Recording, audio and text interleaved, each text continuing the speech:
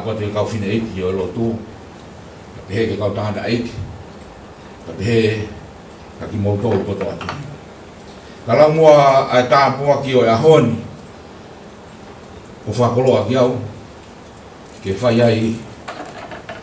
Ai Fakafeta'i o e aha koe ni. Whakataha mo ki mautou. Whamaloa ke whaikau. O mi polokalama koe ni. Te tāngi. O Fakafetutaki angi. Koe polokalama koe ahoni. Koe polokalama koe whamili. Te hoko atu ki ai. Ai vai Melie. Ai koe polokalama ia koe ahoni. Koe whaikau ko whamalo lahi atu. Ke whainga Melie. Ko omi. Ke whai ai. Ai tau Fakafeta'i. E taha ko omi he o tua. Ke tau whanonga muia. Mōni pē apostolo. Ko ne lawai. Ai tau le rei. Ko ne tau himai e tui totonu. Ko ne lawai whapue pue. Hoko atu ia. Ke kalau. Ko e kau ikuna. Ko himi te tau to hiwai. Ko no ono ngeau ma ono himi. Ono no himi. Ko e ku ngau e tu ki moa. Lau e mahalo he o tua. Ke tala e ngahi o wha. Kia te au ki tau kotoa. O e ku ngau e tu ki moa. Ke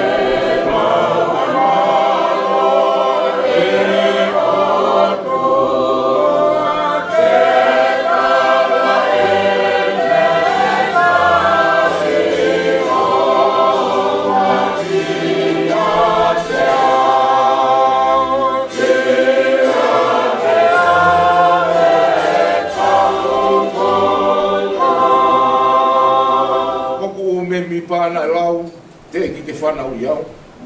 Pea mua ku ware nane iai o pukihake. O kore mi pana e lau. E si se whanau iau.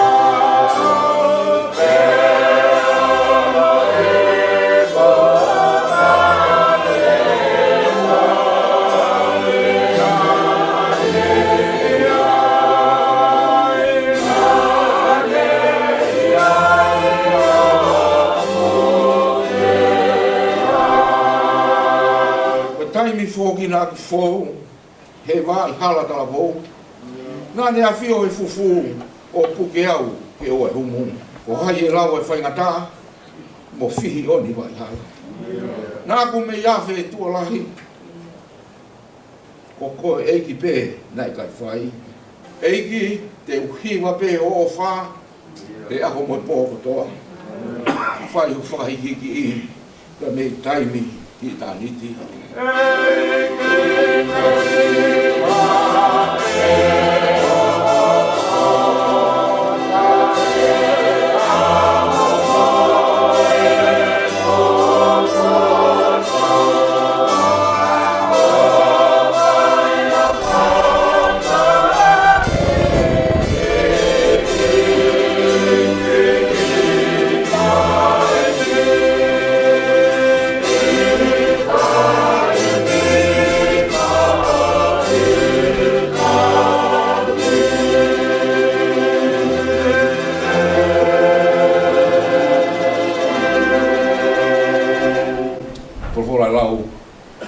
Whai ai tome e pa moe fia, pa moe Fakafeta'i, he aho koe ni hange koe kure a. Koe aho ni au hoko mai ai whakamo ui ki he loto whare. Koe sā me te ua tolu, ai o pehe anu whare a. Ko hoku tau hia sioa, hei kai te masiwa. O kune whakatokoto au, he ngahi toafa, lau mko muka. O kune taki au, ki he ngahi vai whanonga. Ko hoku lau Melie, o kune whakafoki, o kune taki au, he ngahi hala o e mao ni o ni. Ko hono uhinga e, ko hono hua whape. I o neongo e te alu pe, I he terea o kumalua kia ia mate, e kai te umana wahe. Ia kohi, he kokoe o kuma Feohi. Ko si o toko moha kau, O una whakawhia Maria i au. O ke teu. O ke teu mai i oku ao hate pire. O ku ngahi whiri. O ku sio mei he. O ke pani lolo. O ku uruhu. O ku whanu mahua hua. E guipo. Tā e tātou kuri mai a lerei. Moe alo wha. I oku ngahi aha o kotoa. Ke koe kunofo i whare si wa e whai pē o lau i kuonga. Tuwe mua ke u hao atu i he whakatapu ulo aki. Koe ui koe pōni o kulahi a hono ngahi whatongia o pōni. Ka tuwe mua ke ki whawha atu he aho koeni. He kau mate aki o lotu. He kau whewhine tau pa mai tolosi. Ko tau whamoni ko toa pē. Kai lawa, ke tau underestimate, a tau whewhine, o hala whanonga, pa mona ngai whatongia. Iai pē tau rea, he hala whanonga, a capable man is always be a woman behind. Te mau masan, te mau whakaofu, a koe whewhine, na hanga ngā wei ki mau tō. Ahoni, niongo kone toka. Ako mau whakawho whai, ko whakawho whai e whanau, ko whakawho whai e sesi, ko whakawho whai e huspaniti. E kau whewhine, e mate aki o lotu. Ka tuku pe mua, ke u whawha atu e sā me koeni, ke ulawa sio ai, ke whainga matai koloa, e kau mate aki o lotu. He tau mai a, ko hamea u whai mufua. Ka koutu ka pau te tau eke ka Ilaisaane. Iai pene tala loto ana. He ngahi pe au, pa mai hala whanonga. Ahono o tua koe, ainda ne mui. Mga tōnga e ku tō sāme he au koe ni, ko uhi koe nau mahu inga. Ke ulawa ange ke whamatala i pe toho e ngahi te whitoi whakaukau e sāme, ke tau sio ange ke kau māte aki. Pa mai whakaukau koe lotu, pa mai fua e kolosi. Ka pate tau whakaukau ke sāme koe ni. O ne hanga whae sāme ko ni o whakamatalai, ai o tua koia o kutokoni. The Lord is my shepherd, I shall not want. Pe hono ai e taha, pe ko translation e taha pe, the Lord is my shepherd, I lack nothing. Pe hono whakamatalai, pe hono ai e taha, God is my provider. God is a Jehovah Silo. O tanaki e sio. God is sufficient. Pe ko tua, o kune feau, o kune whakakato. O tu iau iai. Ka whiwhine lotu. Ko whamoni at mugmoto. Iai taim pe. Pe kuifo e tau lotu e tau wilo. Ko o tua ni whai tokonia. Ko o tua, o kune feau, ai mea kotoa pe. Ko ka haku fea, haku masiva haku ai. E o tua une whai o tau. O tua ko ia, o kune sufficient he taim koto. O ku ia te au, o kune whai toko ni. I he taim, moi mau meniti koto ape. Ka wawe whakawau koe ni. Ka pata ke alo ke pange, pa ke alo o toko mai, pa kai ke whiunga se niti koe koe, wai ke alo toho. E mona toko kāti, peka ke whiunga, a se niti koe koe, ui loto ke o mai ka koe. Ke ilo lai risiti koe ne o mai, is a insufficient fund. Koe iau ne tala mai, o kai ke whiunga. Koe a honi, koe o tua, ko hoku tau hia. Is sufficient. Koe ia whia mo kakia. Whamori whakatapa mo sāme, himi, whānoa tolu himi. E kai te umasiwa au, pe tuku hausia. He koe eki au niu, kou tau hia. He potu, lau maa ui, he vai Melie.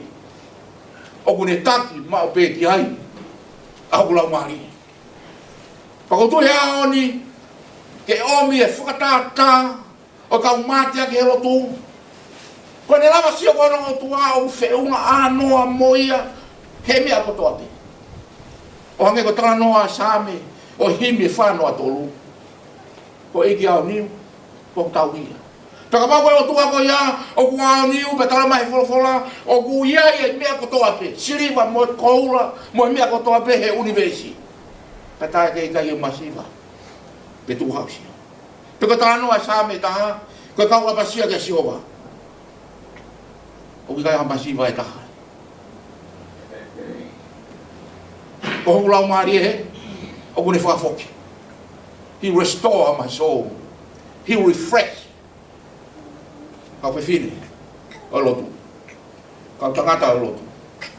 Te utala loto whakataha mo mautolo e mo oni e mea koe. Ea tai me taha, o buango sia e loto. Kau hao. Whaingata e tai me ni. Kau koutui. Ko kau whewhine ko toa pe, he pou na huspani ti e lotu. O kuke lawe pe o kou lawe. Ea tai me he. Ko tokoto i foko e ongo sia lahi whauri. Kakatano ako e sanga me koe ni o kune pehe mai. Te utoe hanga e au o whafoki. He restore our soul. A whaingata koe koe, pa moe ongo sia koe koe tau i ai. O kune hanga refresh. He o tua koe ia. Pati kalo whaha ngau. Tau eba fuahala a. Homo sia e sino. Impikan mo nau. Ilo ka huwa taki ibu vai. Tai ko ke ino ai. O pehe o whaha. Hake ko ko tafi fo mo fafi e marie. A whainga fi e marie ko ko. Ko tano ta tau ia ko same ko ni te vita. O kuhanga e ki. O refresh. Ai loto, ai atamai, ai lamari. Pea ngoni pea same koe. A himi koe. Hau ka te au ki nau tolu. A koe, o kukumi hano ngā. A koe kula toho wā. Hau ki au, hau ki au. Hala. Hala mamani kotoa. He koe repa pia kofoa. Te kono whamatala i repa ko ia. O ne pehe, ko e repa o e mama ko e niku o foa, talu pa me tō e anga halapa mo e hinga. Pe ko hoko mai e ongo sia ki e tangata. Ko tala noa e whatupu. O mune hanga whamatala e talo whatupu ko he o tua mama ni na e hao e mea kotoa pe. Ka ke ilo e tangataha ongo sia ta. Pe ka ke ilo e tangataha mate. Ko first plane ai o tua. Na ke kina hao sia e ia. Pe talo e huu koe koe, ai anga halapa tala mai he apostolo, talo e huu ai anga halapa e hoko mai mate ke kakai kotoa pe. Ai ia koe hungai hoko mai mate ka tau tolu. Hungai hoko mai ai puke, koe hungai e koe a wha, koe hungai mofu ike. It was fail. It's fail the creations. As soon as sin entered to the world. Pia kamata le vai, ai ni au tau whanonga ai ai. Pia kono whamatala i rewa same, o kuhange hatere atangi, o tau toe, o tau ohi, o tau whaingata ia. Pa koe whainga nau koe koe, o kutara noa, kia ie o tua, neongo e neongo sia, ka neongo e ne whaingata ia. Ka koe whainga nonga koe a kuta noa apostolo, koe nonga koe a kuta tahe ata mai kotoa pe. Tane pe ko nonga ba aku ko o me mama. Aia na mo siri ba mo ko la hange ko same ko tano himi ko repa pe ko foa. Ko mama ni ko foa. Ko e mo sia pe ba mo muna. Ko mo sia pe ba mo muna. Ka ko nonga aku wa ka ke mau mama. Ko nonga ba aku tano apostolo tatai ata mai ko to ape. To ko fai nonga ko ya. Ko no ngai o toko toi a ka tau mai kolosi o lave he ka fine tau mai kolosi fa ka ke hoa o fa ka ko ngas ka pati ko te wa tu ko tartari ase ko te wa huspani ko ngai mo sia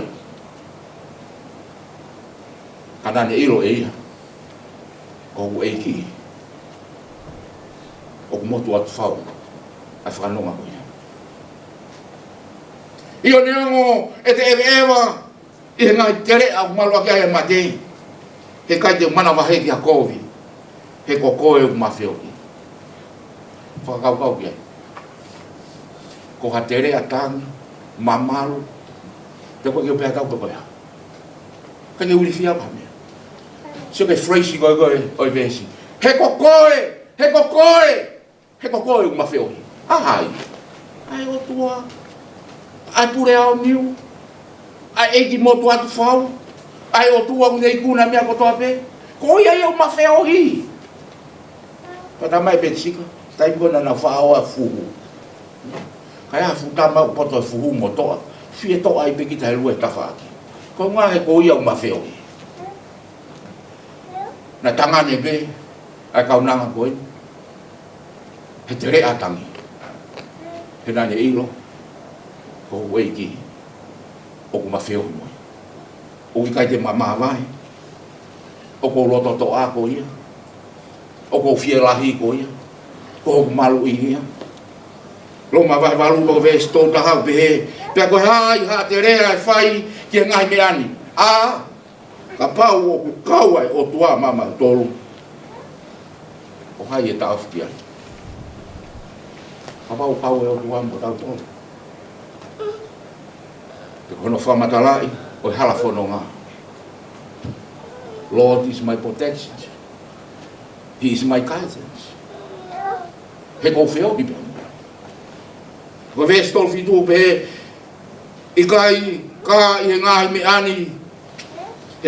ani ko toa pe o tau i kuna noa pe i anteia o ko fai ki tau tolu ko tohi he belu pe God is my helper. Who can stand against me? Manata ki rea ai paste no Amerika. Taha ni ngai rea pe.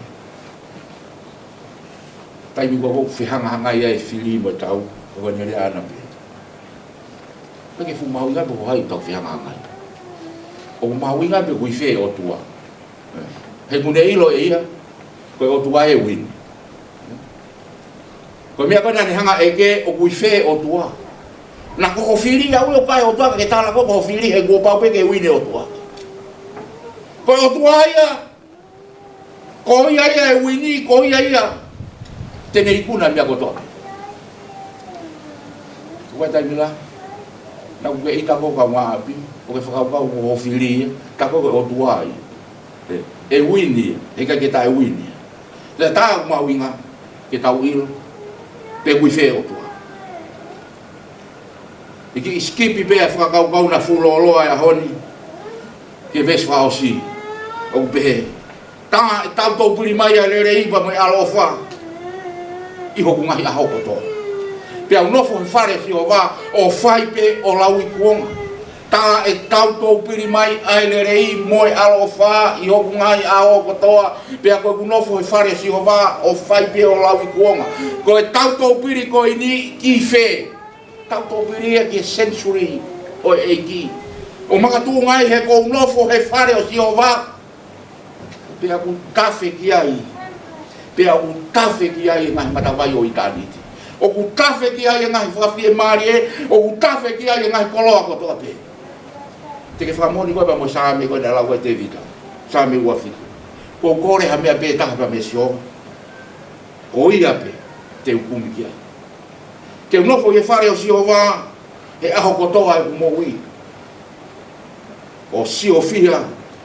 Ai whakaofa e ki mo whakaraulau loto e palasi. Only one thing that I asked the Lord. One thing. Kaki uto e ka mea ke. Mea pe taha nā kukore.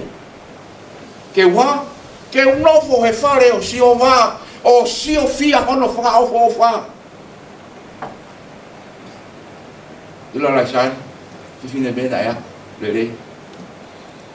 Mau fie ai. Kana ne ilo whakaofa si o wā. He whare o si o wā. O hange ko saame. Ko kore pia mea ki. Only one thing that I seek so that I can stay in the sanctuary of God. Ko tu bia na be ngai mea na fai ga fa abo loto kana ne ilo e ai mahawinga go o hangi ko tala loto ko ate ka ke ni ko re hako ko re peke novo he fare o si hova ko winga he tau tau piri ki ai le rei pa mo alo fa taya ngai feu i halanga lotu ka ke fa pa tamai ka kai ni ko lotu ko mea whakao mo sia. Ko ilo ka pati ke whakapakai ho. Ko ilo ka umatia ke lotu. Ko nau tolu beu saika. Whiu ko hono whakao kau. Pe ku mau mifi. Ko saha mea koe. My Lord is sufficient to me. He is my provider. Ko whamoni atu. Pa ko kau whakataha kau tala loto kau umatia ke lotu. O kuna whamoni nau tau kiari. O kuna wila nau tolu. Ai matai koloa pa mo fa fofa o no fo yelo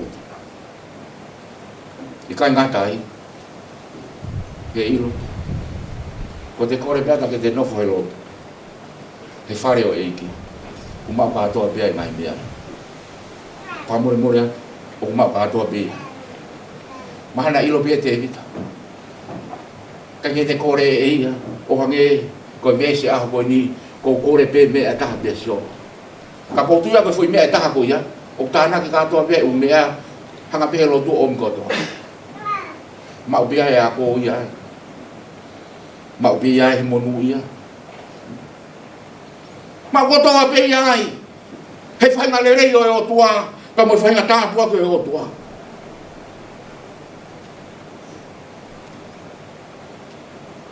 ko kore ke Fao siaki, kau kau goin, kami sami goin, tau tiu fo ke tau koko atu, tau polo kalama e ahon ko fa malot ke fai se tau, tau mai ko polo kalama ko e ahon ni, ko koko tai ba mo ki bai ni, ha ki le, ako tui kaina, ka ba te tau fa kau, ka kia te aha au mai te.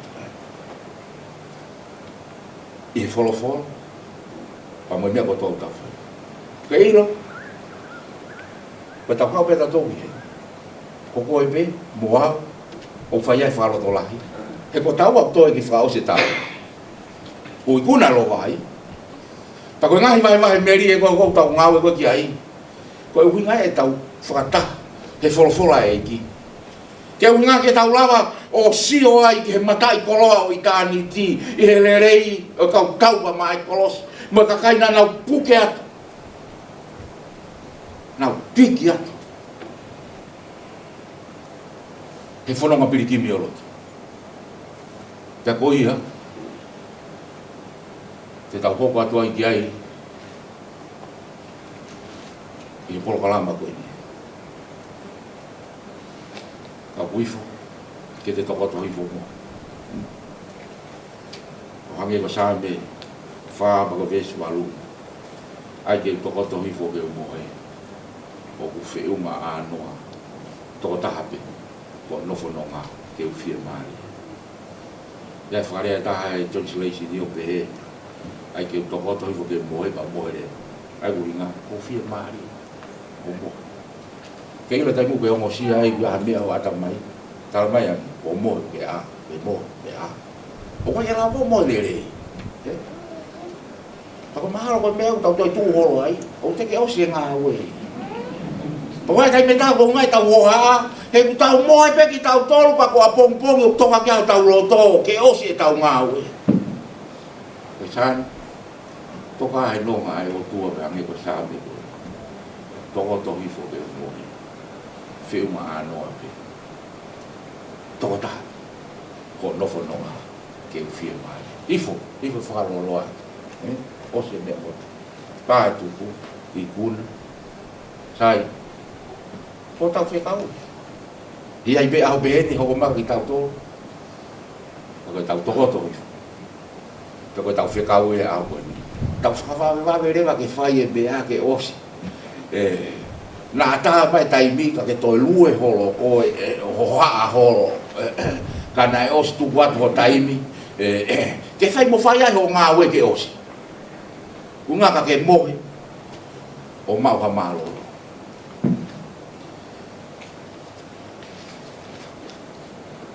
te ko tau whakamao po po ia o e aho koe ni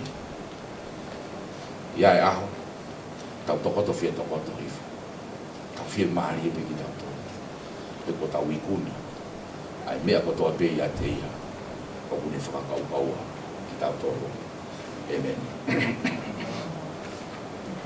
o te hiba e kimi koe ni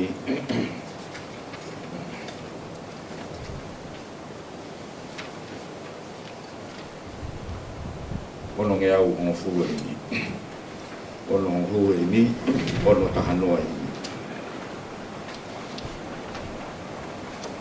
oi ke utala hoku monu ko te mahu a whanau fō hoko ai mama ke po uri hiki ai mate ke po uri hoku monu e kukoloa e te homo i he taimi kotoa whakamoni whakapapau wharea e iki ia te au mo e ke utala hoku monu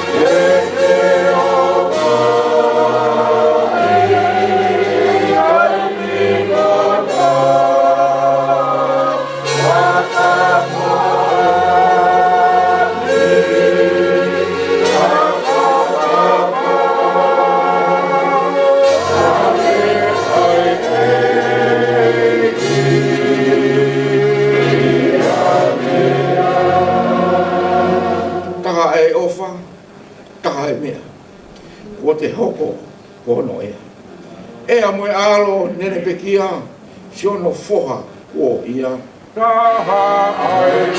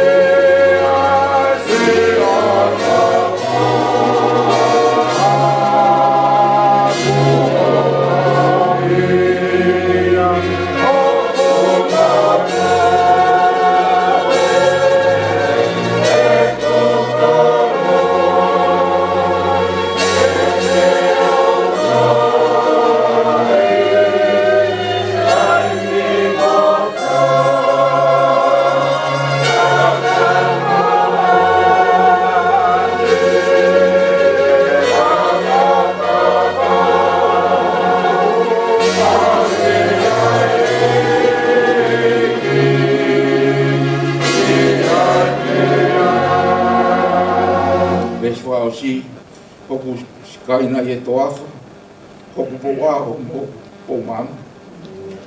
Tene au taki ke whonua, tene o hake ke o tua. Hoku monu e kukoloa, e te o moi he taimi kotoa. Whamoni, whapapau, wharea e ki i a te au. Hoku se kaina i te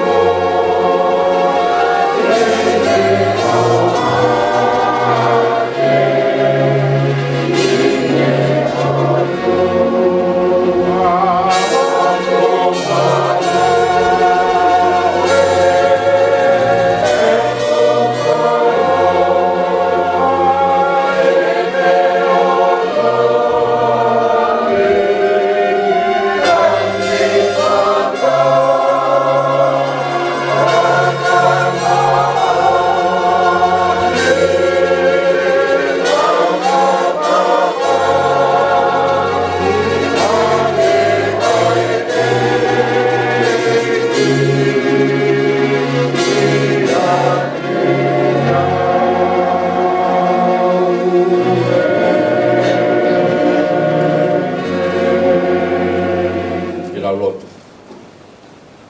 E o toa ko tu i o taimi mo i taniti. Ko o toa na e iai ke opu i hai. Pia mo kaha. Ko o toa ui kai feriuri waki. Ko o toa o ui kai fetongi tongi pe hange ko lawa sa me o ui kai humpa ai ha taimi. Ko mea ko une palo me si o ui kai toi riu.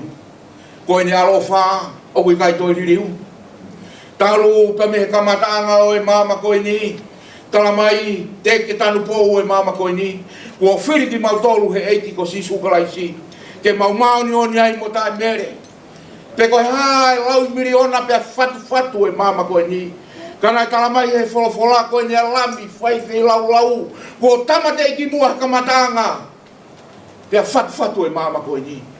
Pe tau mahino ai foto tu ai alofa e o tua. O iau e ofa e o tua pa mehe kamatanga. He neongo pe mau lao aivi mo atama. Ka pusi pe ka tala ofa e hoko mai hakuonga. Ko iwi ko iau setane e whangatangata. Pa neongo e fai atu pe o lau senturi. Ko tala ofa ko iani hange pe ka puri. Ka tupe a kau palo fita tuhu kia kuonga. E hiki ai. Ki mau tolu, ko whanau tama hawa fio. Pea mau Fakafeta'i ai e o toa, ko ui ko fei lau ko ia, ko ui ko ofa ko ia.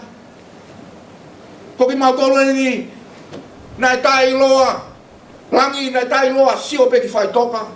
More pa boi mau amanaki, ka Fakafeta'i ko tokonaki o e mou i tangatai e ki ko tisu Kalaisi.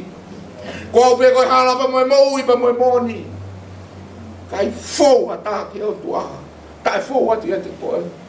Ka koe mau Fakafeta'i neo ngoi hoko mai. Ai pulonga ke mau family. Pe neo ngoi mau tangi. Koe mawa e. Ei ki o ke afio i pe koe tangata pe. Tau mai aku puri. He nane i heni mo ki mau tolu. Nā mau feo. Nā iai e ki i whanau. Nā iai e husi pāniti. Kau mau Fakafeta'i pe o tua. Mau kau pe pa mo e tala e apostolo. O wana mo tangi o hange ko kakai koe o kai ana mo amanaki. Ko ia nai pekia pa mo e toi tua e ki ko sisu Kalaisi. Fakafeta'i ko mau tome e a ko ni ko hoko mai e fa mo ui. Ki o mau loto fare. Pere o pe mau tangi ko mau Fakafeta'i. Tau mai a ko ngata anga e mo ui. He ko a ho mate ko a ho e mo ui. He koe aho mate, koe aho poki stapa e passporti. Pa mei taimi ki taniti. He koe hoko mai e sisu. Ke whakamou e maua manaki nai more. I e ne pe ki apa mo ne toi tuku. He moni pe, ai apostolo, hataha ke whamalo ia e tamaya e ki ko sisu Kalaisi. Koe ua lahi ai ne keresi. Koe ne whakatum fau e maua manaki e pe ki apa mo e toi tuku e ki ko sisu Kalaisi. Ke tau fia tofi a langi ia mo tai mere i he langi. Tua mau Fakafeta'i atu he kaunanga koe. Mau whakamori pe mo sape koe ni kuomi ke whai ai o mau langa hake. Nai whakamori he ala whanongana le paralatu kia te koe. Pea koe ne tala loto hono otua. Nai Feohi'anga anoa ia. Pea na le wheau. Ai kumahi whea mo kaki. O ika ia i hamasiwa. He kokoe uma Feohi.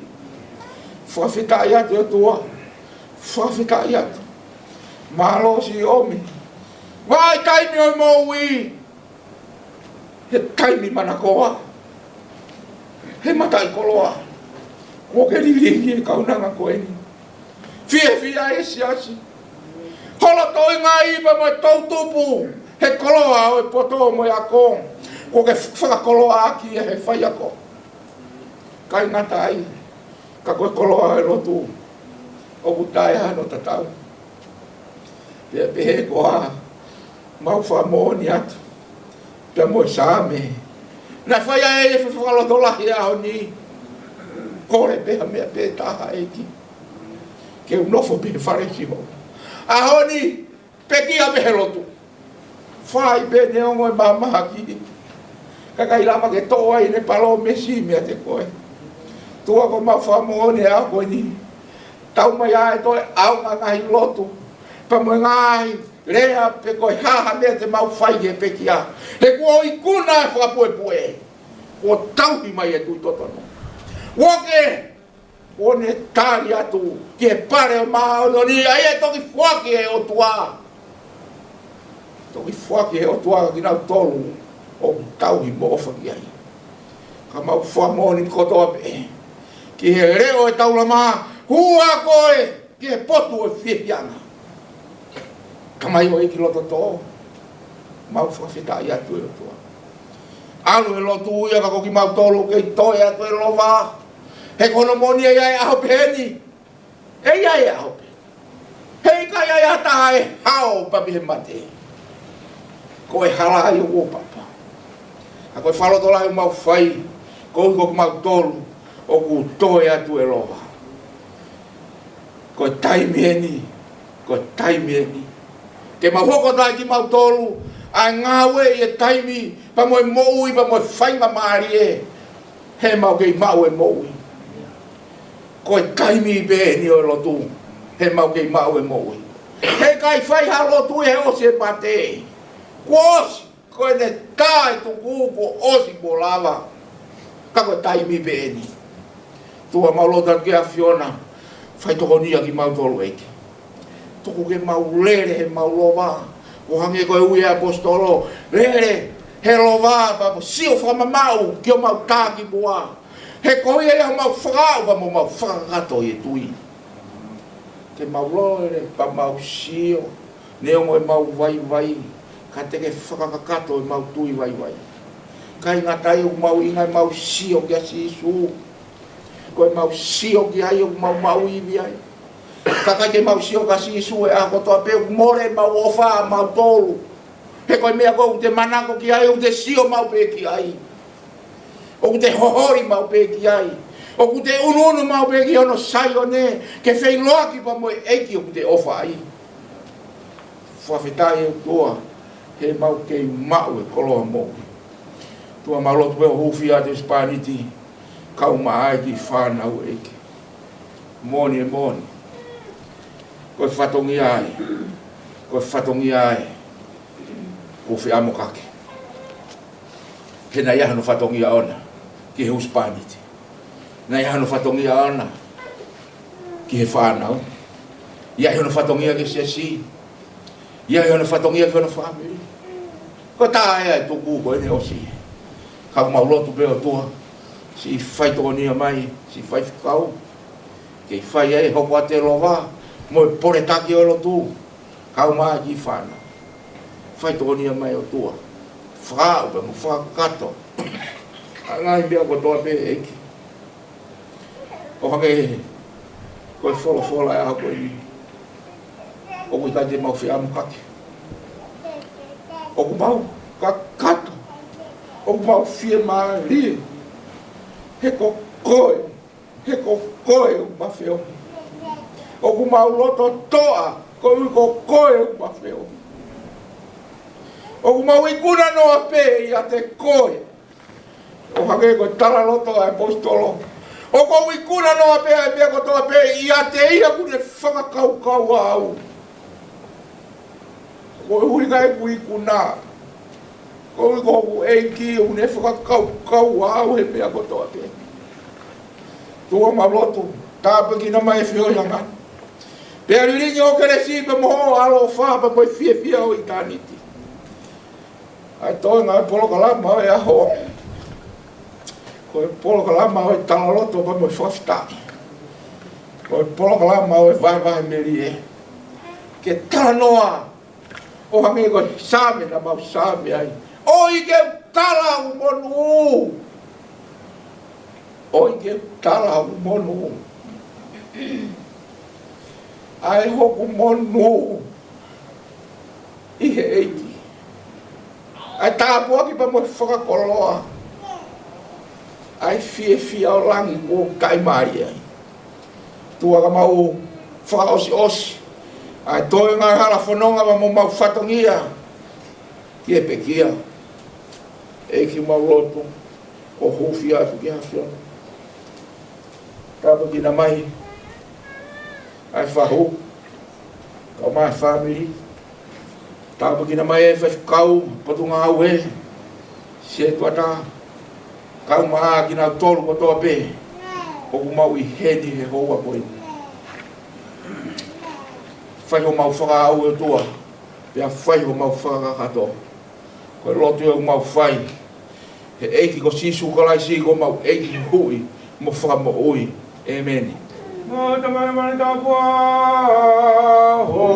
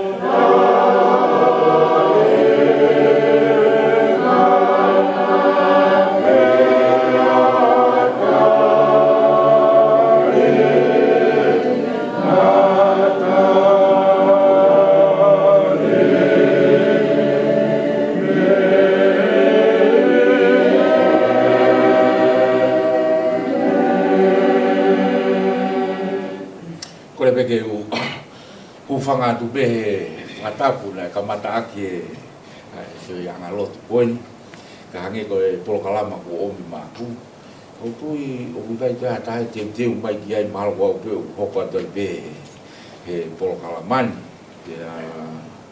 ko bea tu tala mai ka te au koe osi ai Lotu pe o iai polokalama pai mahi Melie whaata ki whamiri ka kai kotoa pe pea aia ko ia te tau hoko atai pe ki tau tolu ki he whakakaukau o konga hono ua o e tau I heni. Pea e hue tai me ta whawhai whoki ki pokawa pe o ki iro ni pe ko hai mea koe rea atu. Pe ko hai anga. Ka tau ai pe ke simpolo. Ko rea ko ia ha ki mea o ke Manatu ki ai ia ki fia na ke ko whainga maari e o pomi. Pea, ko taha whuki au ai tō taha, o ku maari atu ai anga koe ku ngā ue whawhai whekau. Ko taha ngai putu koe, ko fia au satu tōlai. Ko taha koe ngai putu koe I lawa hiwa mua toi, mea panau awe na tolu au ki ai. Ka ko Manatu ai ki putu e taha, o ku kai ngā taha I whare. Ro whai atu kau inpi ahe be hala, pa ko fia no whakau. Te pakera hatoi ki hi mai o koe ke whanau ia, o mai, ka ke lotu hataha ia. Te au alati o ui. Ka ko whiu e, tāla, whiri, pe koe haa whainga mea e whakaloloa ake po, ke unga e toki hau ai lotu katolika whainau misa I he taimi nima. Ka koe mau fo I a po, ko ia me ke rere koe ki he nima, o kuka ia ha mea ia ke Pea wau rewa ui, nau mō mai ki whātau. Mahi no koe ki nara topo koe hae pia koe mai po ui, po koe hae pia te te rea ai. Nā ko rui atu reo ke mai ka, whamatala. Koe tau ki pō kalama e hao ni, o pehen. Koe mea pe, ke fia ki ai, na ke Manatu ki ai. Pea ko o pehe, o koe ke fuwhe mahu ia, haa peha ki I mea. Paka mea na maria koe mau kamata, hei te kia tahe mahalo hui whare lotu hawhai nga mea. O kei a tunga me he kau tau tu, kai ke nau ilo po hai mea te nau rea. O ku kakahake uki tahe ni aku mahau tau walu. O tuai pe mare ia, o ku kakahake ke fui maika. Ka ni laka mai toko tu fui maika, ka pe hei fui ke pekia. Ma si, te ke usio e fefine ta o keke le lei, ko e ifo atu ai ke ko si alu simbolo. O fene si tu atu, pe he rewa he tonga. Ah, ta koe le a peu e fe maha me si folo o ta para tala pe ai ki polama koe ni, ko ki polama pe ia haki mea na ke Manatu ki ai, feo, pe ko ane ki irea, mai ka koe, toka hauloto, malo koe tai mia te ke hanga whakahai e poni. Hange kou tala noa, koe vai Melie, koe lika si koe toka taha mai. Koe koloa koe ia, ai o pāsi mai, tau whai ai ki tau tolu me whalo tola hai aki. Koe tau lota tau toko ni, me uka ke toi aonga i ki ai. Aonga pea ka koe pea mua. Pea upehe, ai makatu oi a koe ni. Koe ia te kore pe ke kau kiwa, kone ospen mamo tawa te hiva ka tau whangongo mai e uraki mua mai ki heni o whahana kamata taha te wahe atu kone osi pe hiva kau hiva pe o koe pe o ke mea mai pe ki muani ki heke koe mai ka pe ku ke fie tu pe koe i hena pe ke a fōmolo pe pe tu pe ko whaha lea ka koutui, koe polokala mai au e osi koe tau vai Melie, e osi koe ia, e toki whaire vai, e tau lotu hufia whakatoa, e toki keresi rewa, e tau maanga keresi, e tau toki hoko ati me ai, e tau whakangongo re vai ke ulu motua, ke whaire, rea whakamalo ai, e mo whahoko mai ai, e tau kutu. Koe ai kauhiwa, pe guai be hata ia ko de fie huai ha de hi huai he tai mi koe e ka pau e kai te solo atu au ke buan ko ia ko tau polgala mai ia ko ni tau ge o to maf o ku ne ona ai univers koe ta bot ge tau mua oi family koe. Tawad ki pulmodwa. Pata buatu ki tantai 5 kau. Se mo I fo. Vai fonwa. Tawad ki 5 kau pure. Ama ha 5 kau. Tawad ki tantai 5 kau. Une taki mua lotu ia te tau tolu I fiaf koin. Tapuat ki he ngahi maheni ko tope. O ku tau I heni he ahon. Tapuat ki he kau ngā koris tutuk. O koris lamenga maari e. O ku tau kau whataha he ahoni. I he malu e whare koin. Tapuat tu Ilaisaane. Ke I toka pe I he whakalake pā he ahon.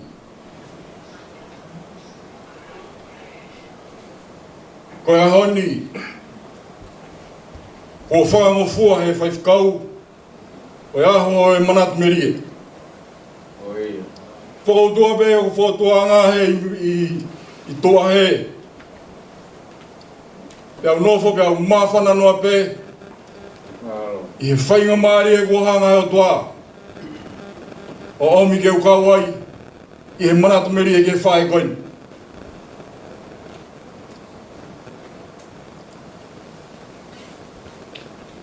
Iai pe ku ki pikinga ki he kaunanga koini. E koe maulere mai ai motua koini. Ko e ku whae e mi he maka awe. Kai he ahoni Ko tu, ko Manatu Melie, ki he whangakui,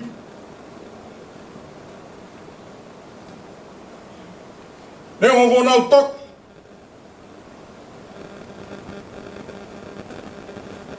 i lolo halai walu, ka wikai ngalo, ai fofonga, o i whangakui koen.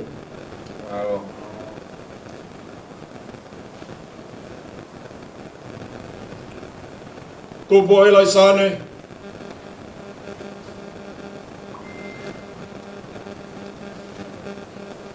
he tala noa o i whamiri koeni, na e aweange a mawai ki wapa. O ohi ai, ke hoko ko e tuonga ane, ki he kau whiwhine. I maka. Pamone pēa e whakataanga, o pehe. Koe toko taha e na iai e tui a whitu. Koe kau taha ia he kau tangat.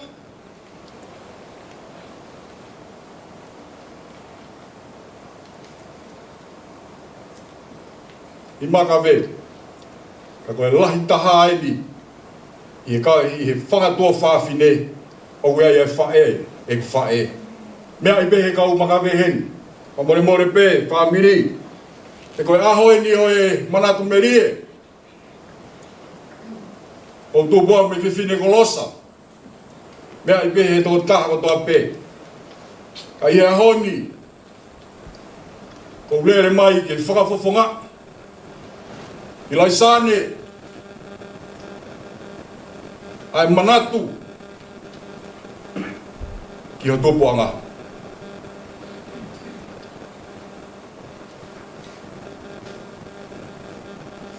Koe uhihe na iai, ai mea na e whakatoka, i he whamiri koen.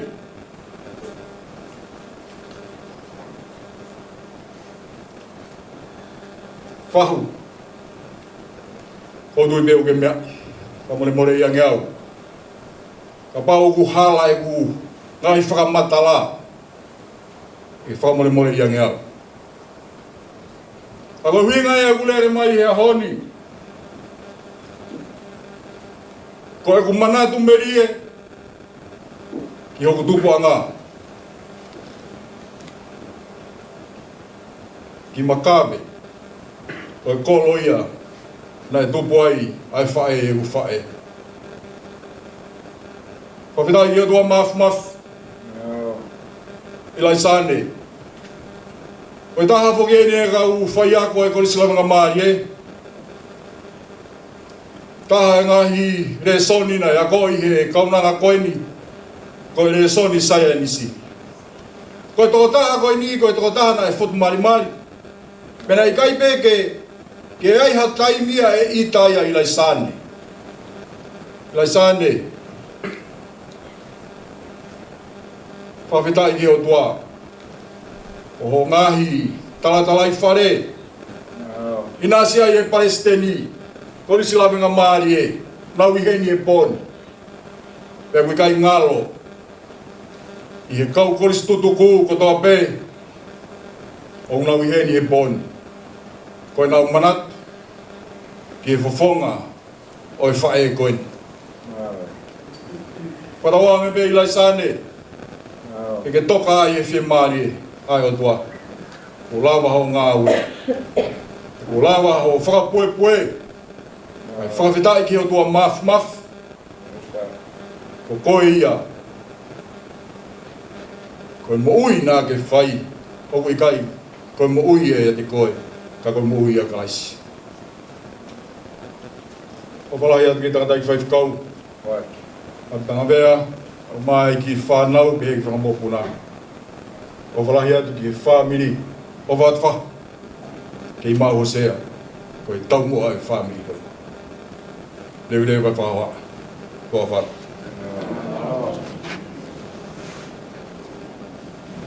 Ako ukole peke o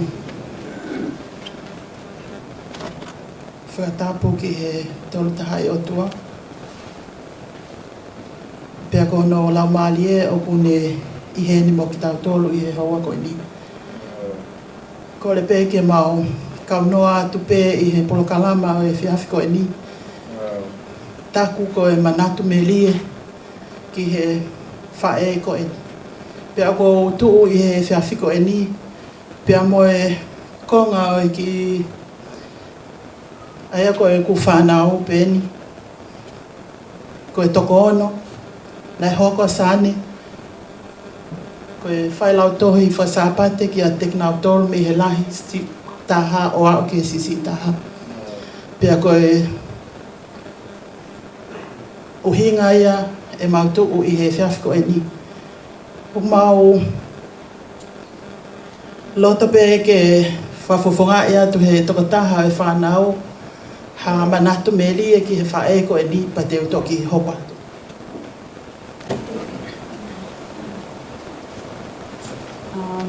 First and foremost, I'm going to give all praise back to God. Just wanted to do a speech on what, how Sana has impacted my life as well as my siblings and the rest of Sunday school. To put it into words, she was not only a teacher to us, but she was also like a mother figure as well. One of the traits that really showed me just how much that she loved each and every one of us in Sunday school was her patience with everyone. Especially during the times of whakame. I know that for a lot of the ladies it was a very stressful time, but with Sane she was also just very patient with each and every one of us, and throughout all the lectures that everyone got, she was always there to support each and every one of us and constantly show us love. Aside from Sunday school, Sane also was tutoring me and my siblings as well, and it wasn't an easy job, but she never wanted us to pay for any lessons or anything because that's just the woman that she was. And just like to share my condolences with the family, Apisia, the kids and the grandchildren of Latu.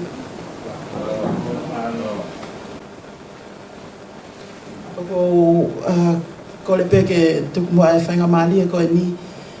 I he taimina e hoko ai a Sane ko e whae ki he whanau koe ni. Ko le whamole mole pe kia te koe aptanga ka maa e whanau. O koe kai koe whanau pe a Sane a Juanita, mo Sela pe mo Brenda, mo toenga e whanau. Mo kole he whiawhiko ni ke tukmua ke tongia e whanau. A konga o e whatongia o e whanau i he whiawhiko ni. Whamole mole pe ka e whakaau atu. Ki he whahu a e whatongia o e whanau i he whiawhiko ni. Pea mo e whakamalo, o e loto hounga mo oni o mau loto. Ko e uhi, ko e tuku mai ai whae ko e ni ke hoko, ko e whae ki he konga o e whanau ko e ni. Pea ui ai loto hounga mo oni i oku loto. Nei kai ke hoko ko e whae pe i he Sunday school, ka nai hoko ko e whae i he whae fita. I he kau whae fita, aia na e hoko koe whae ki a teki mautolu ngai whae. O kua o atu a e whakamalo loto hounga ki a teki mautolu, a ptanga ka a maa e whanau, i he hoko o mo whae, ko ha whae ki a teki mautolu, pia pihe foki e mau whanau, tu au whata.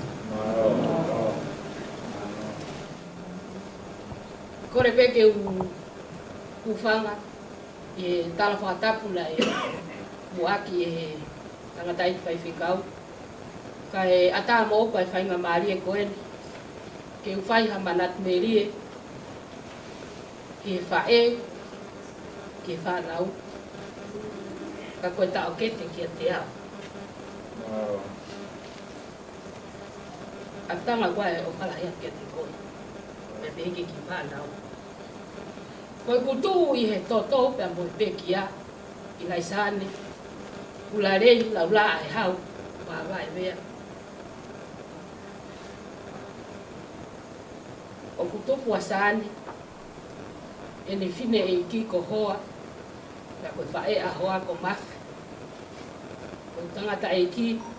O tangata e ke whaiwhekau. O lahi e na whae o latai. Ka si a mafi. Koe kuia sane. Koe Manatu ki he tau ke te koeni. Taim nau whae wangeri o ai. Huat ki korisilanga ngā maari e. Hange koe rea ne naiti mua. Koe re son saya nisi a sane. Ka koe re son fika a atanga. Neka kia haku kalasi aku mo sane. Kana aku kalasi pa mo atanga. Koe tu whewhine si o atanga. Na ma feohi. Pena ne whaatala noa mai. Whakataha mo e. Taha whanau aman mo whakatoko i katonga. Una upoa ko pehe taimi kotoa. Kau talangi ka Brenta. E sai pe ke uhau. Tamai e Brenta. Talanga pe ka sane. Kai ke ilo e api mo sane. Ko alo tange tangata eiki. Koi tanoa pe a ako. Mpuli tamai sane. Ke walange ke manofo. Ke mapoa ko ke tokoni mai ki au. Tari lere he tangata iki. Ko ha tanga sane. Sane tamai puni. Pesai pe ke ha ki hen ki tanof. Ke tokon mai ka tiao. Fia sane. Ko ha. Ko ngo matua ko ni. Kai ke ame mahu inga kia kina ua. Ka ko mo uya e ki. Na fa no fono fa ke mau ka no fo. Pe toki hoko mai ai. E na feinga ke teke, e whanau ko toa pena nau, loto ke nau a whea na loto whare, ki he ako. Koe tuwa ako he whiaf kotoa, taim ko niu na nofu i whare māma, ki whare ksi. Koe mau kaupo ako, toko lahi whau. Koe na whope ki api, ai mea tokoni, koe hilpe mau mea tokoni, whai mau whamir, pia mau haa takai, ko poa. Taim ko ni ko wanita ko isi ko sela. E taim ko ni. Pe aku fie e whanau na mau Feohi. Ke nau Fehui. Hanau mea kia sane whainga nai sainisi. Whainga nai whika fie. Ke Fehui kia aku. Panana tari lelei. Ka whataim lah. Kei a ko ke kau reka. Ka una ho hape. Ka hu e matu a. Ke pa mo whanau. Ko abi mo sane na hu he mataba ko e ko mataba ko. Ko ulak mo he angeau e ki foi toko tonu. Ke wanga ilo. O pa pe ke na toi hu mai na ua he po uri. Wa kai ka wa ko. Ka kai to ta. Ka ko ilo ma ko abi pe fa hu mai. Ke tok tala mai mau pesa ane ka au. Ai mo ke a ako hao rei sonki. Ka koe a mai ko ia, pau ke toi hai tō taha ia nau, ai ko mau wai mawhana. Te kei pe ke ukau au he inu wai mawhana, he po ako ko ni loto whare o hapi. He ko mo he fia ko ki au. Ka koe mea pe talangi ke mau kau ako. Ka pa eke mai, te tok au a hengi. Tena toi a mai pe pongpongi, ka kato kau ako, o ko kei mo he pe au. Ako saan ai be pong ko to. Laia, tua ko ha reso. Hange whanau ke le o sane, ane toi whakamohe e iau. Ko whewhine, na ne mbao whainga o nganga whaka o tua. Ko e nonga, pe mo fie mari he na kai ke te ilo ya kita pe ko Fakafeta'i mi o ku ita ya sa pai mai mau Feohi'anga kau ke wi ke ko pai si wi pe mai sa ni ka good luck ya ka boy ko mi ai na fa are aquí ai ko si o behe mai ke to fefe ai ke to ya hakutari ke na ilo he ta o ke te ko ni ko boni ko foi lue ki fare sivi ko foi lue no ai api atanga mau fe puninga ki mo matuan mau te o ma fe taurak mai ki hen Kalau kita ulang mau pe mau tak keten, ko ni le apa kati au ke fe hak, o gango sai pe. Ko ni le ai kai ke ngalo mo ui, tala mai mau pe ka. Laia, alo tokan ke iti. Kamba ka kita ulang mo saan, ko le ape te ni fra os mai kati au. Alo tokan ke eki. Kai mlahi une whaarea mai ako tangi. Tokanga au pito e lia. Wake taimi. Iki te haktari. Tokanga pe ia. Ia. Saane. Pola ua. Amusia koi. Ke lawa e tau lelei. Ke ikuna o ngā awe. Pau ke hoko. O ako ke mo ui. Ai mo oina ke ia ai. Ai fefine nonga. Fefine fie marie. Fefine mata fie fia e taimi ko toate. O watu ati. Ege ki whana. First and foremost, we want to thank everybody for coming out tonight. Especially to come say some words for my mom. I know it means a lot for all of you. Having Sane in your lives, but honestly, we wouldn't be here today if it wasn't for Sane and the things she's taught us. I'm gonna have some of the grandkids say some words, and then we'll all sing Selu Salema all together. Thank you.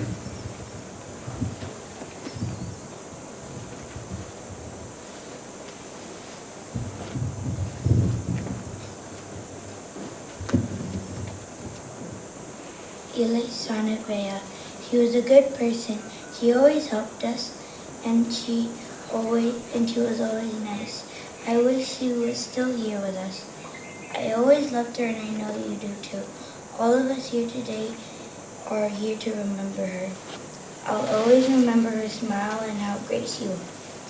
My favorite memory with her was when she did my hair in the morning. My favorite thing about her was she loved everybody in the world. We all appreciate her with a good memory of her. She is always with us.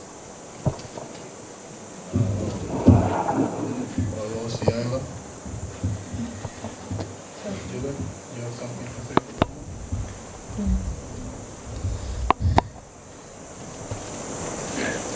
The day was done. Grandma Sana was an excellent person for all of us. She was always in our souls, and she always calmed more down when it was fun when she lost it. We all tried our best to keep her alive, but we failed. She used to always take care of me when I was poor. When my mom was at Uniden, also known as work, she was wonderful, but sadly she's gone in heaven. Mother, Dylan, I know you want to say some words for Grandma?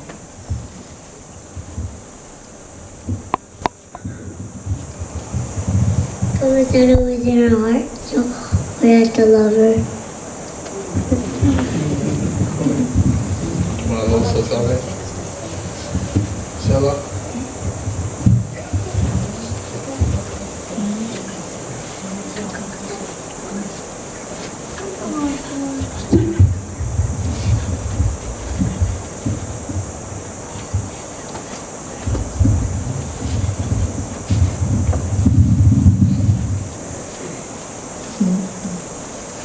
One thing I want to share about my mom is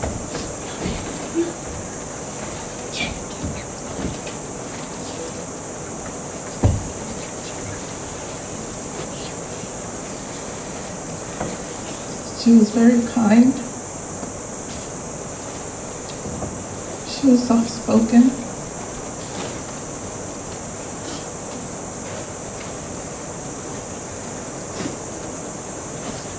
She was humble and very forgiving. Everything that will come to her with her problems or stressful situations, she'll always tell us to take it up with God.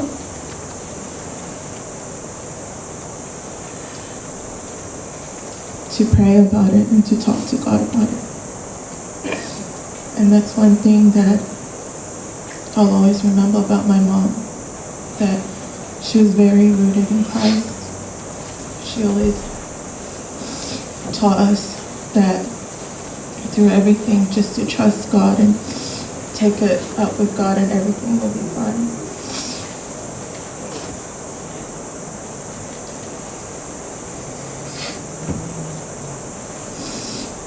I think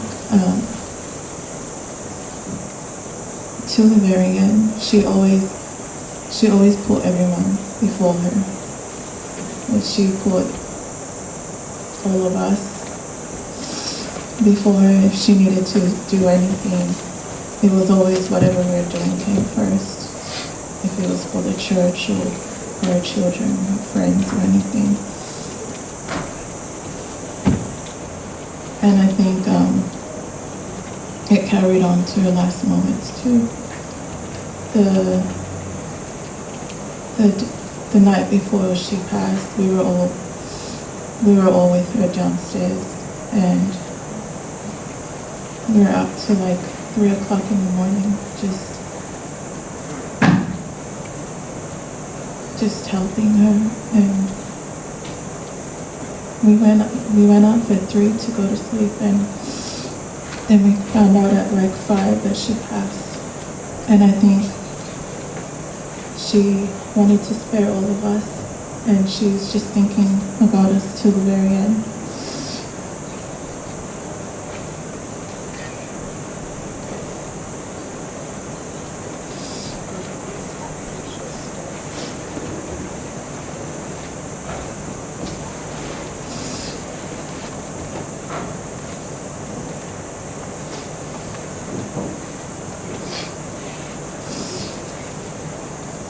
I just wanted to say thank you, Mom, for everything you've done.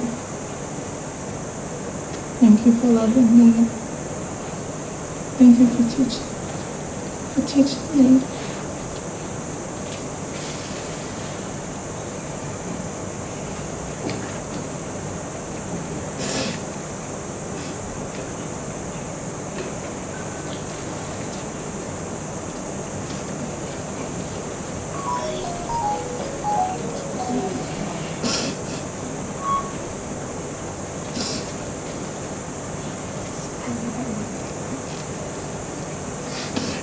Rest in peace. We love you.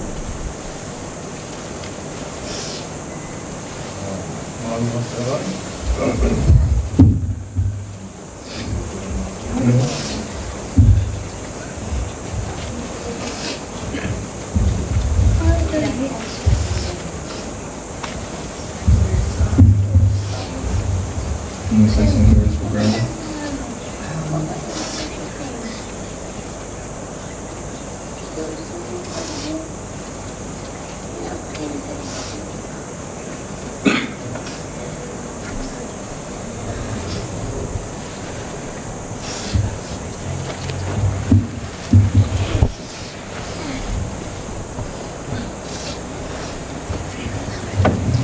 Kore vile upana kwa tapu tahu mari bani ke faya wah Melie ke apne faya bani ye tai ina pu kamata na hoa ke family bani e foi o me fini bani Ngā lau pe whae ki ai, taimi kotonga. Taro ki una whae api. Teke whanongo harea hoha. Ki tauru kui kamata he na whae api. Wao mai ke taimi. Koe whineanga mua moko. Ke whine whaatokoni. Kai peke ngā rau e kore mai sāni ka te au. E ape tāni hoa, o ke mau. E whai ke tokonga ke lo. Whai ke toi ngā roi a hau. Wao mai ke taimi. Ai rea koe e whai goni. Ke tō taha goni. Sāni. Whamarolahi ka te koe. Koe. Ko tokoni mo taui. Ko whai ka te au peka kuintā. Pēgia mo eko. Ngai taimla. Lahe taimi na keke lava whatungia. Ko whai ko nina tu. Ke pōpō i ngai mea katoa. Sāni. O te whamarolahi ka te koe. Ngai tokoni lotu. Mea kotoa peo ke whai o tini matomu mo ki whanui. Mo rawe monu ai. E aha koe ni. Whai ki e so wholang. Nai a koe Ilaisaane. Tuki owe whine. Ko mai peke ura wata. Whipā wai wha wesi wha. Mo whie whia i e eki. Mau wai pe. Pio ke koe atu. Ko mo whie whia. Ko pe maha.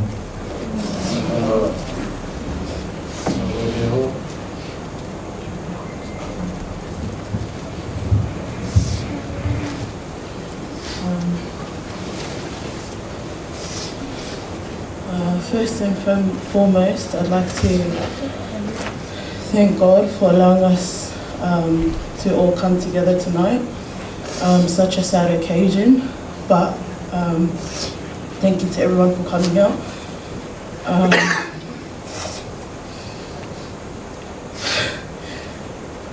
I just wanted to say a last thank you to my mum. You know, out of the 5 siblings, myself is the cheekiest and my daughter is the naughtiest. So with that being said, my mum was known for, you know, being a kind person. She never had any anger. She was always loving and she always knew how to level herself down to anyone's level, any child, any adult. And, you know, anytime anyone got to know her, you know, you'd feel the love from her. I'm sorry that none of us are able to speak full Tongan, but you know, I just want to say thank you, Mum, for everything you taught us growing up. For all the traits in our children, you know, they're blessed to have gotten to know you for even a small part of their lives.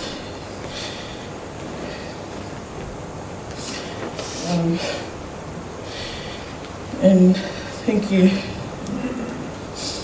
for everything.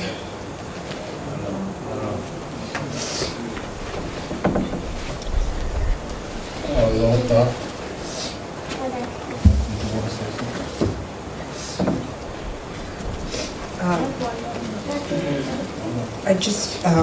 I'm not like one of the kids, I'm just the in-law, but I just want to say thank you to her because she's never treated me like I was out of the family. Sonny was the total opposite of me. She was always so kind and so soft-spoken, and I never met anybody like her. I'm not talking, so I don't know a lot of the things that happened or what's going on, but she was always so kind, trying to explain to me like things that are going on, and she loved the kids. Like, I've never really seen that before, and I just wanted to thank her for everything that she's done for me and for my kids. You know, when we moved here, I didn't know anything that was out here. She was always willing to help. I just wanted to say thank you. Thank you. Malohaina, It's okay, Mom. do you want to say some words? Let's say that for Mom.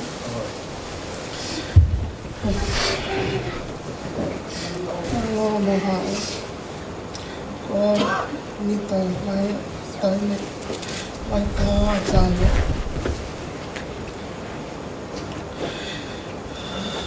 Talo na tupo de mau kisi e.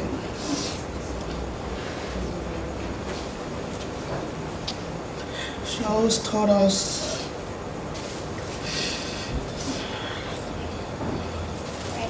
to be humble, to be forgiving,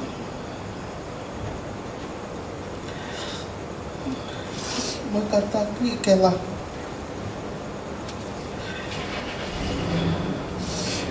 Not only that, kaya kon mai matona ke ai uves na loto talo na kay tupo.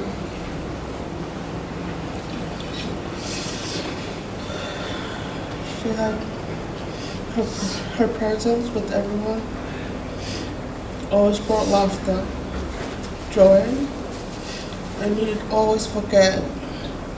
Time to get it done was to go on there. Ma Feohi'anga, when you always, my mom.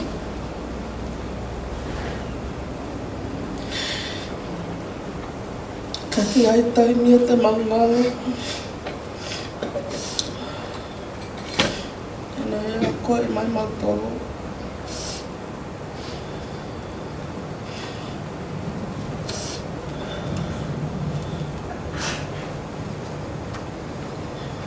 She wasn't just a mother,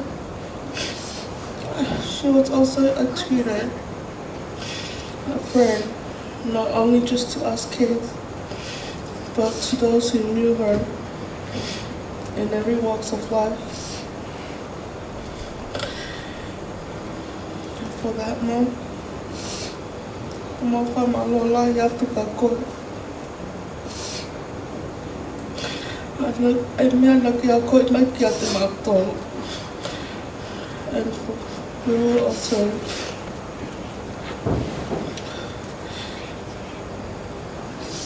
teach your grandkids what you have taught us. Hello, Mom.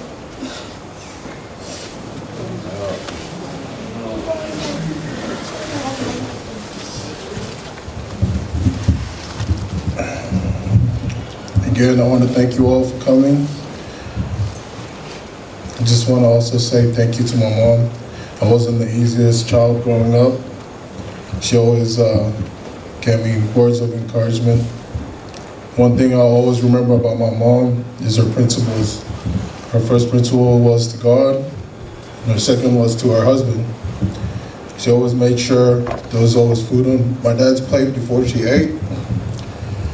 And she always made sure to look after my dad first. She'd do anything for church and anything for my dad. That's something we'll have to take care of now. I'm sad to see my mom go, but I'm happy that she's free. And now she'll finally have some rest. We'll love her and miss her more than she'll ever know. Again, we want to thank you all for coming. Just go down, we'll sing a song together if we can. Sorry, Salima. Where's everyone else?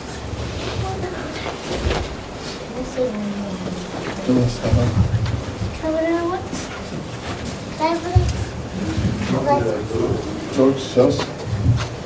Stand still.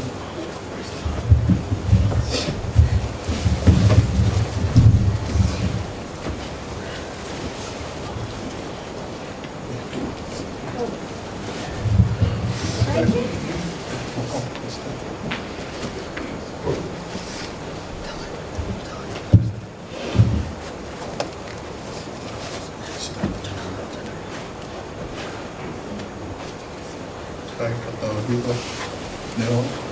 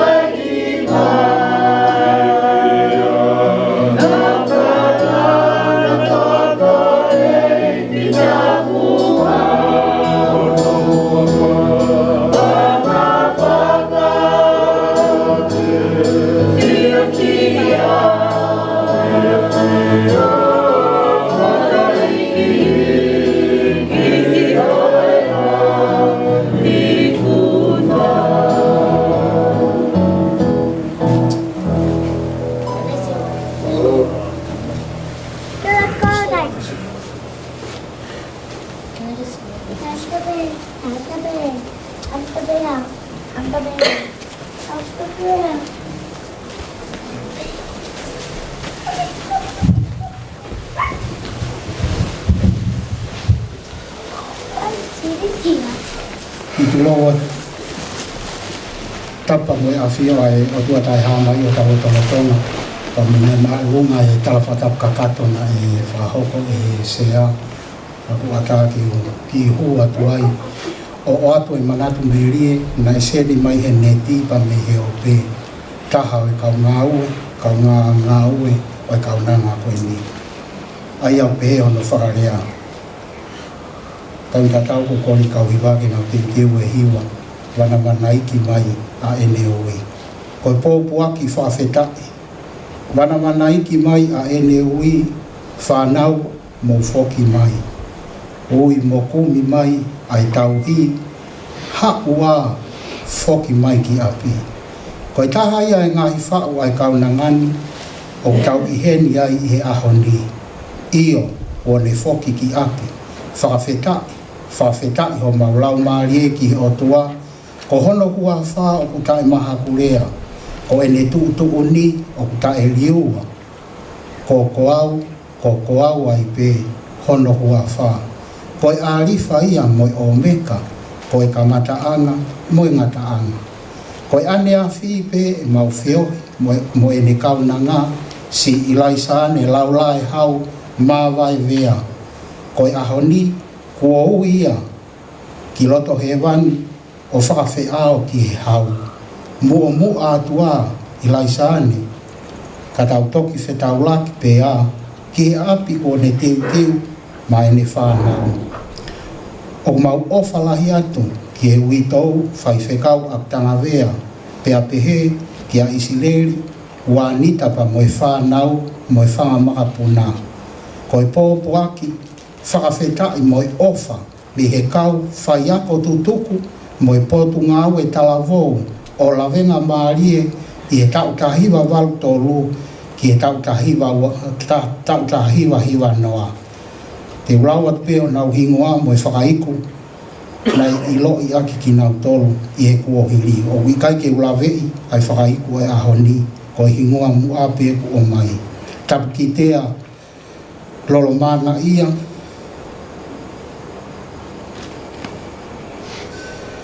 ko silia Susana Taufa po hiwa ahmana mantisa whaausa ki tā hei moana kau mature i unisi na le waitai naulu sinafoni tafuna puniani tu iono se fita taufarele tupou mantisa mo e kau misiona mafi Latu Manatu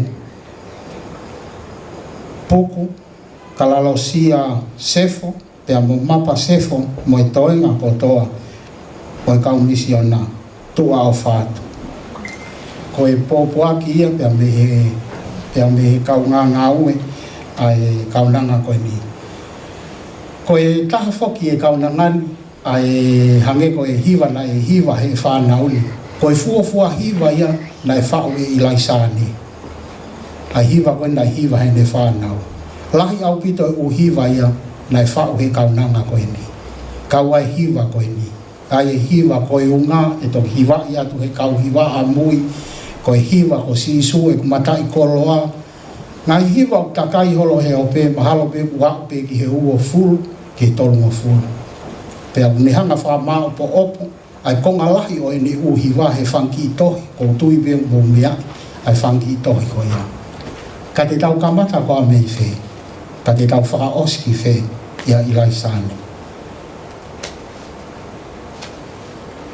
Te tau hanga whakamatalai whee ai kaunanga koe ni. Nei tala mai e moritoni. Te kai ke tau hoko se pure anga. O tau ilo pe heni. A hono fua. I heni toonga. Pea koe tai Melie. O ko ulawe ai. Neongo koe whai ako. Hange o si lawe ki ai ngai lea ki mua. Kai tau pani e puri a te tau tono. Ai tunga whakata maina. Na hanga i o tua whanau nau i a kia. Pea mea i e taha kotoa. Nai nau whakata mai. Nai maasi la a kita. Pea tau mua e ne. A ene tau mua ki alo ako toke tā. Koe a nau ai a e whaniri. Kana e mea mau inga nai ofa Ilaisaane. Na ne tukuangi, ai mea koe o kuhaa mai koe mo oni, ka e piki ki he ikai, pea hoko ikai, koe iai he ahane, i he ene mo ui. Pako Fakafeta'i anga ia. Kai ke lahi au pito u mea, kou lawe ai, kou mau ai pe whai ngā Malie koe ni ke whakakakato atu i Manatu Melie. Taimina ulele mai ai, whakakaunga tā maki he ngā ue. Na e tokoni au pito. Na maanu o whatongia ko ngaua Ilaisaane. Ai poto mo i tau kei. Na e osihanga pehe o tua teui. Ko uhipe ko ni kospeli. O kuongo. Ka pau kuongo ke family. Pea moisi asi. O kuongo ke tākoto. Ko utui o ulahi au pito ka Manatu Melie. I tua he unau fe whanawhanai whai fe kau. Omi ha mau whai ngā Malie. Ko ia ai kau Manatu Melie o loto whareni. Whawhai ngā Malie, ai kau Manatu Melie unau nasi mai pa me pare pare. E kai ki utoi whakaloa. Hange ko mea na ulawe ki ai. Koe ki tau ilo ki te tau kamata mi whei. Ta whakamao po opo ki whei. Ai mo ui. Ai whei whine whitan. Kongore ke kau hiwa. Ke tau hiwa i mua. Ai taha o ene ngai wha. O tui pe e asi atu i heskorena. Lewe lewa malang tua au wha. Oh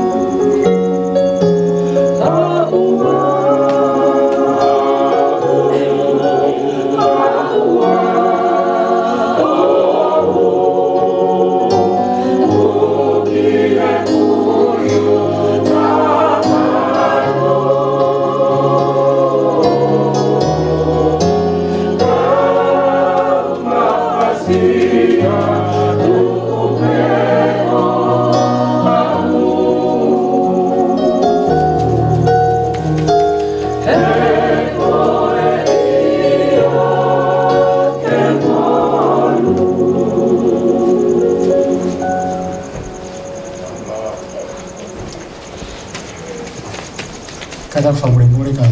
Wai mea rere hune o whemau ke move whamore. Ko e whikara lesi si tainga B for boy, K for kite, U for uniform, Hono, Fa, Z for zoo. Please.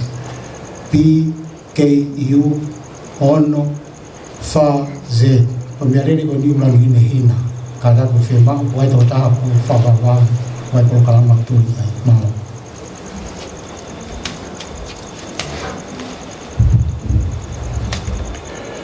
Ko le mua ke o whangatu I he tala whakatapu ne kamata aki I he taku a Lotu e Feohi'anga Feohi o tau whai ko e Manatu Melie ki kaunanga koeni.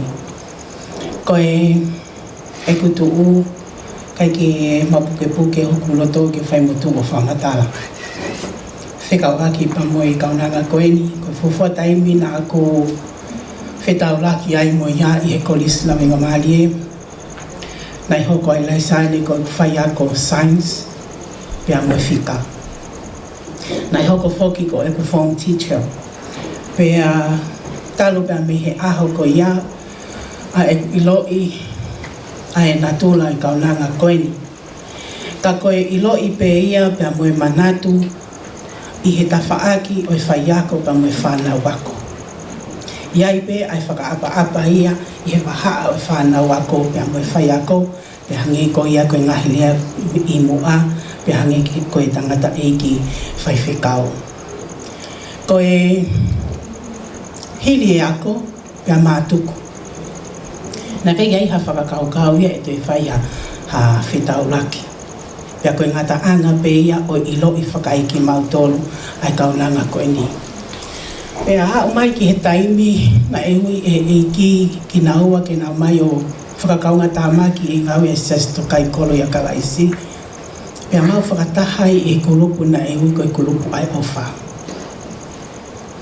E family.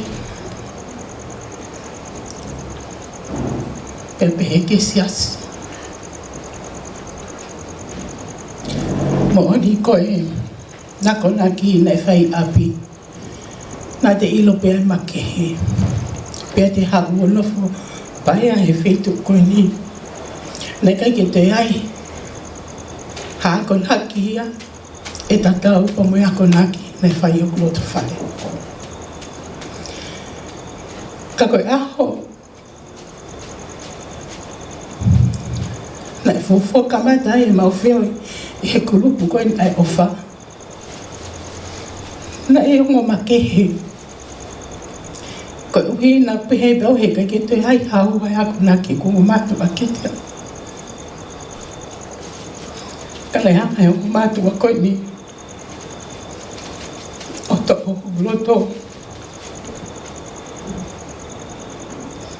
E ku whakapai ai he whanua koe ni. O ku iai pe kakai ai eiki. O ku nau tō tenga tatau. Pau e tinga nā te tupua ke ai. Te lau pe o pehe o hange koe whakalea e kaupalangi. They were a second parents to me. Ai o mātua koe ni. Ko Ilaisaane, nei kai ki ai hataimia te usio ai e mamahi. Pe te usio ai o ku ita. Pe te usio ai ha whahinga ngāue he ne tō ngāue whai whakamohua nima. Na kai ke Ilaisaane ia mo api, na kuhanga Moimoi I ki naua. I hena whai whatongia. Very simple au pito e na ngāue whai. Pei kai ngatai, ko hoku ngata anga, na natokoni ia. E kai ke ulau ki he mea whakaitu asino ka koe whakalau maali e. Pea ka uhinga ia na aku Moimoi holo ai pe mo hoku ki family hona tua pe neonga ku na hiki mai ke funga waka o he mo ui ia Kalaisi. Kana kai ki hoko ia ko hamea ke ni hanga tu usi ai. Ai mount relationship. Ko uhi. He nai fōhui ia Kalaisi. Ko whewhine anga whatau ki lalo. Ko whewhine na ko hape ki hi mea na ane mau na ane fie maali e pe ai. Pe oku lahi, pe oku si. Ka koe ifo e te whai whatongia mo ia. Koe uhi he nakai ki pehe mai aki au. O pehe, mo pehe, mo pehe. Koe hape mea koko ta, o ne hanga o show mai he ne appearance, e ne fia mo ne hanga o whakaloto lahi i au ke mea koe o ko whai. Pea te ulea whatape mo ne whanau. E hiki mai ki e whanua koe ni, ka pauna i Ilaisaane. I wasn't here.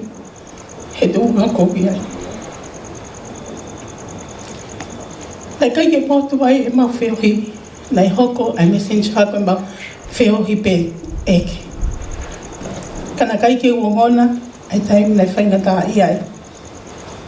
Koe taimi pe nā ku ilo i hai nā ku lele. Koe Afrika osia o e kusio ki Ilaisaane i au Krismasi o tau ku osi.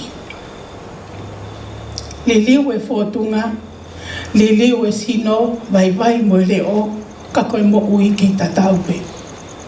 Koe whewhine tau hiwa, koe whewhine ofa. Pea taha e mea ako wha mahalia i ai, pe o whamanatu mai tangata eiki, matala noa. Ai mea koe ne hanga o ui ke hei e hingoa kakai. Koe ne sia ka taha ta koe toko taha ke hea ka ne ui e ia hingoa ko ia ko hai.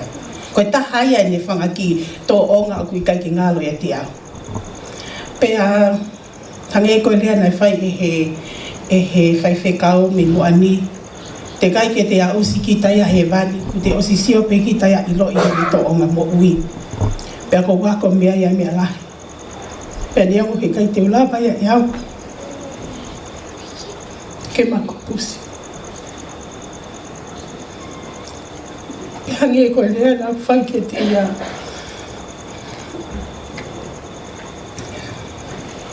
Ko ke wholau. Kai ke wholau ai mo e ofa whakautua nā ki tuku e te au. Te o hoki whamui. Pea e hoko atu e Feohi'anga. Nā tau whai pa pehe ki tangata aiki mo e toi ngā whāna. Hoko whakamalo ai atu. I mea kotoa pe. Pea moni lea kau papalangi, Ilaisaane, your legacy is with us for the rest of our lives till we meet again. Thank you, Malopi.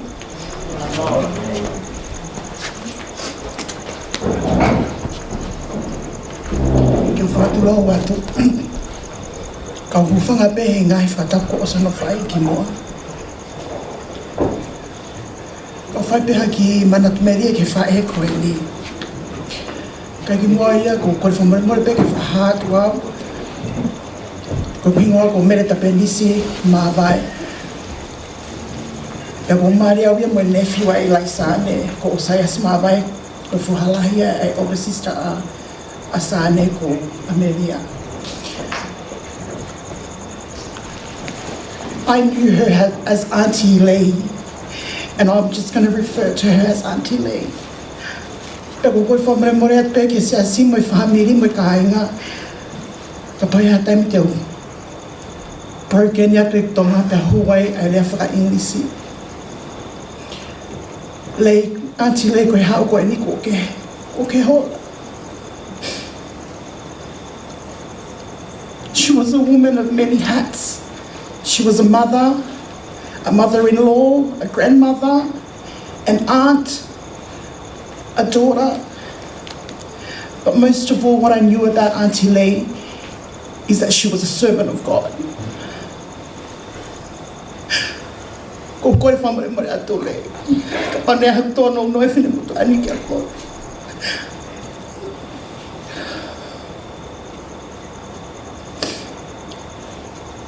When I think of Auntie Lee, I wasn't going to get up and talk, but I thought,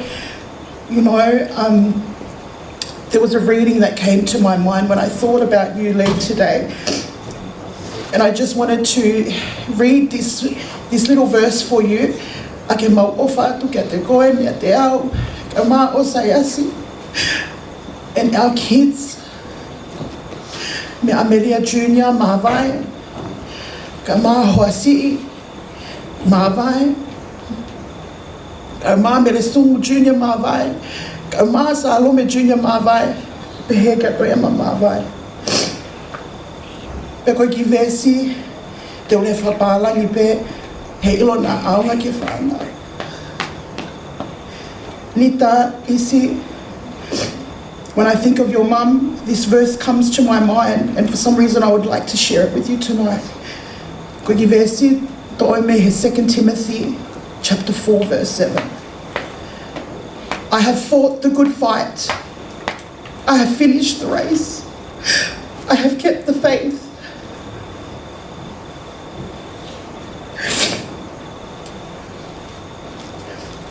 Auntie, you have fought the good fight. You have finished the race. And you have kept the faith. Ko whakamalo at hota sipinga ke whae ko au. Koe whae koe ni. Ne au ki taimi moia mana ne ke kia hasili vai pe kua koula na ne fuak mai maa. Koe mea mahu inga na whai mau pe ai lea maa le enisi. Ka ke toi ha mea mahu inga koe ofa eiki. Koe mo ui ke ofa. Koe te ofa pe koe te osi e lawa eiki. Pe ko whamaloa kia te koe lei he ahoni. Go and take rest. O maha o whalahi atu malo o pito.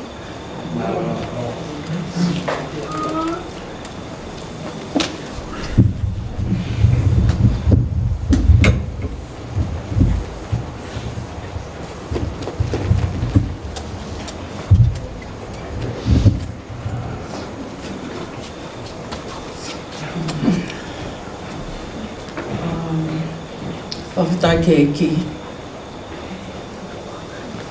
Ko kole pe, ko whanga pe, ngai whatapu. Ko sia whakia ki mua.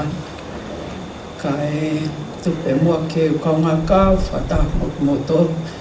I he Manatu Melie ki he ki I te hina koeni. Ko au ko e ma whanau e toko hiwa o maha lele mai ni ai. Ko whika anō au pa, whika ni mau whika anō sāne. Kai ke ilo pe te kamata me whe, te whaos me whe. Ko ki te hina nei, matupu whakataha pe nei ke he pehono ki urunga ngā ona. Tau kai ke mei lawa ke tū ke orunga ka kō.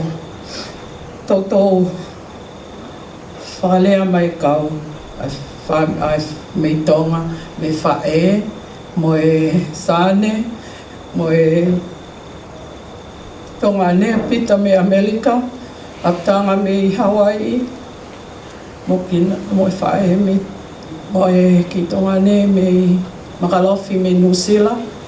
O nau tala mai ke utu ke o lunga. O whakahako atu nau ofa, ia te koe, ko whae, ke una pe mei tonga ne tala mai. E hange mai. Nai to'o ia he eki, ke alu ia ko vai. Ka ke nofo koe, ko ri ko si whanau, nau ke Te mao koe, whamopuna, me te puke huse paniti. Kato, ki te hina koe ni, nau hao koe ni ki manofo. Nā ua koe mea lahi au pito neo kou lahi ai. Kana ne ako ne kina pe au aki pe ne tonga. Taimi ko lea lahi ai. E kei whana mai pe mo pe mai shhh. Pe tala mai oua. Koe te lahi pe kulea kune sio ke he pe kui pe te ngā pe telefoni e taimi lahi.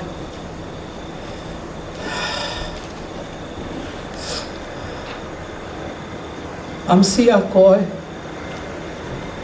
Ko ke ta alo fia mai koe. Ke alo koe ke wheitu. O e kau I kuna, o amanaki ai ke mao pale. Ka ko whekau e o ke tuku mai ke au, ke whainga atu. Whamole I au he ngahi e o lahi at ka koe he ngahi tono no ko tope.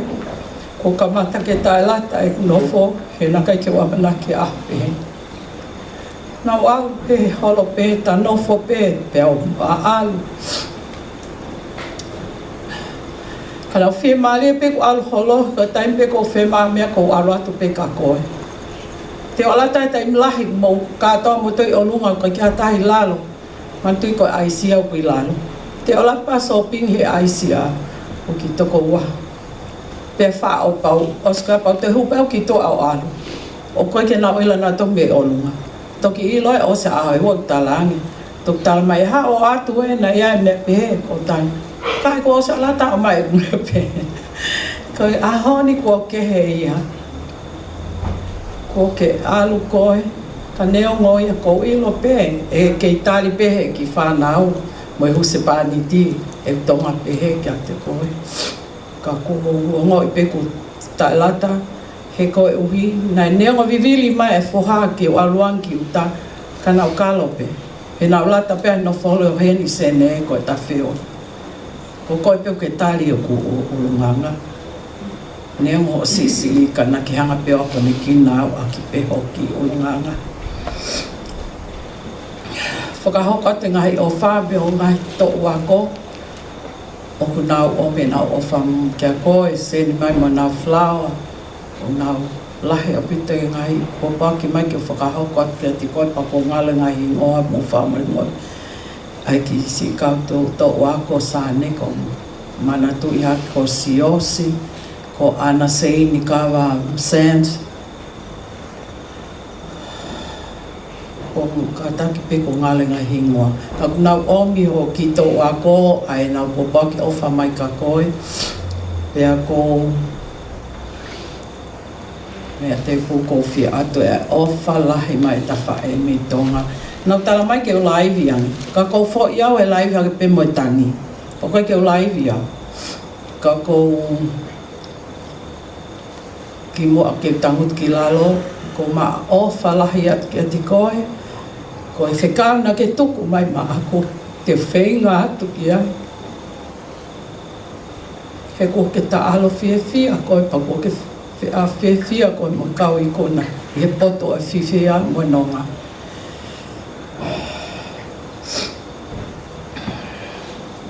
Koe ke ilo pe koe hae mea te ke hoko at ki ai, koe mea pe ko ilo. Koe olunganga lele pe koe me he kamata ho ki tupa ke wa o ai pe ke o hola. A au ia. Koe ke aha toi me aia ke ni whaka. Ilo mai kau ha kovi me ho mahi ulunganga. Ka ke toka, i whie maari mano. Tuku te hoko atu pia, whatongia. Ko tau ki whanau, e moko puna, maka puna. O whalahi atu ki a te koe. My sister.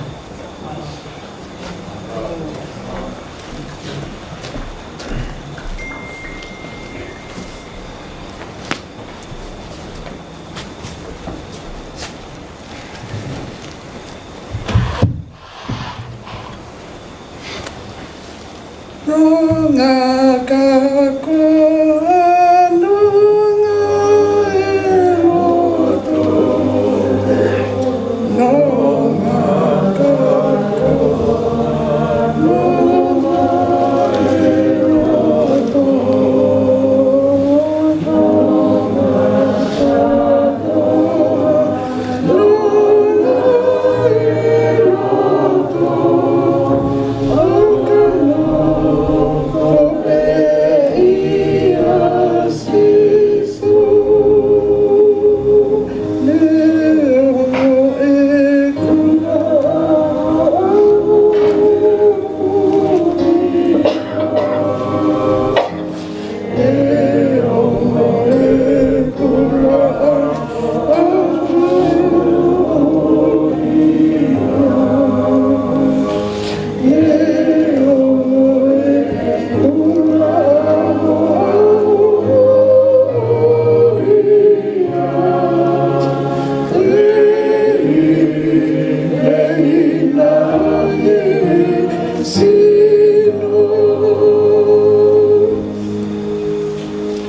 Kokole ke whakatoloa ke whahau.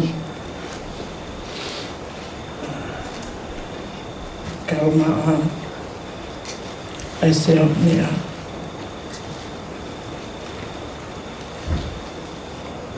Kau whanga moa e ngai whakataka ko osi whai atu hei e kau nia Manatu Melie me moa kai ataha moa. Ai ki whainga mahali e koe. Hake no mo me hen. Ke whaia ki Manatu Melie. Ki hako ngā pē.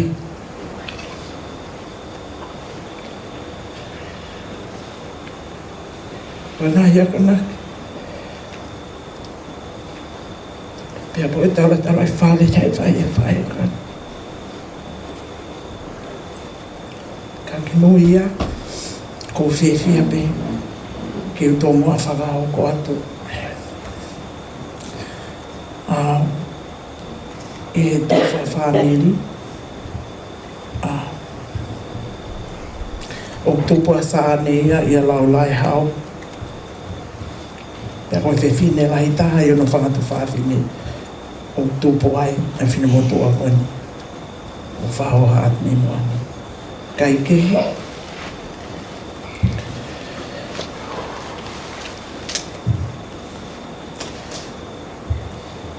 Na e tuku pē o matawhaaki whakatoto mo sāne. Kena mahu i ngāni. Ai hoku pē a sāne ia koe whae ki a te au. Tālu me whakaunga tā maki. I he api a koe i kore silawenga mahali e. Pea whai mai whakapaea o a o mai ki mulini. Pea kei hoko atu ai pē he whae koe ni. Ai a kone kina, pea mo tanu maki, o lawe ai ai whine motu ani, pea mo ki whaamiri. Ilaisaane.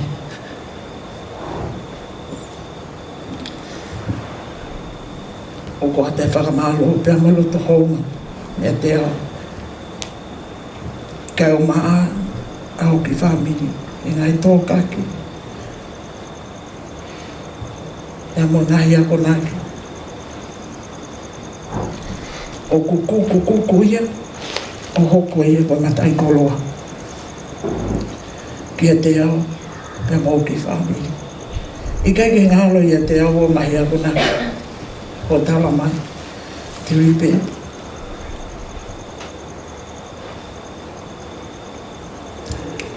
Koe mea mau inga taha pe. Ke te nofo ki heiki. Pea whai e whatomia a ke lelita. Neo e tono no.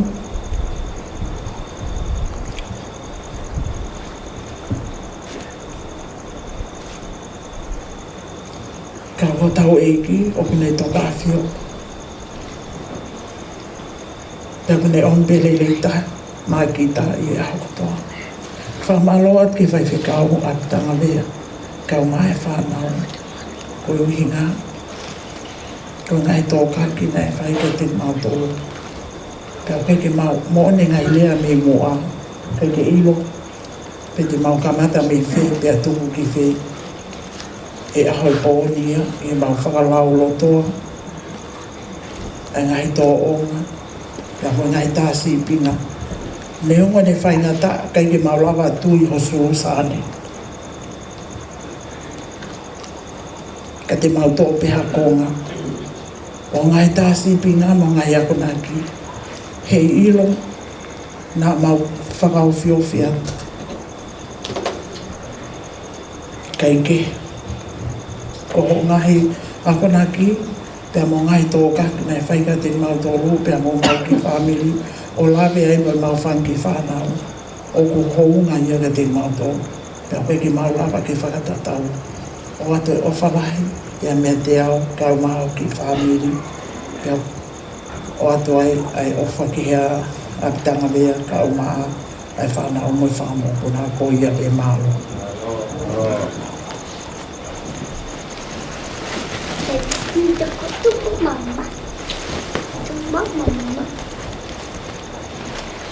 Mama.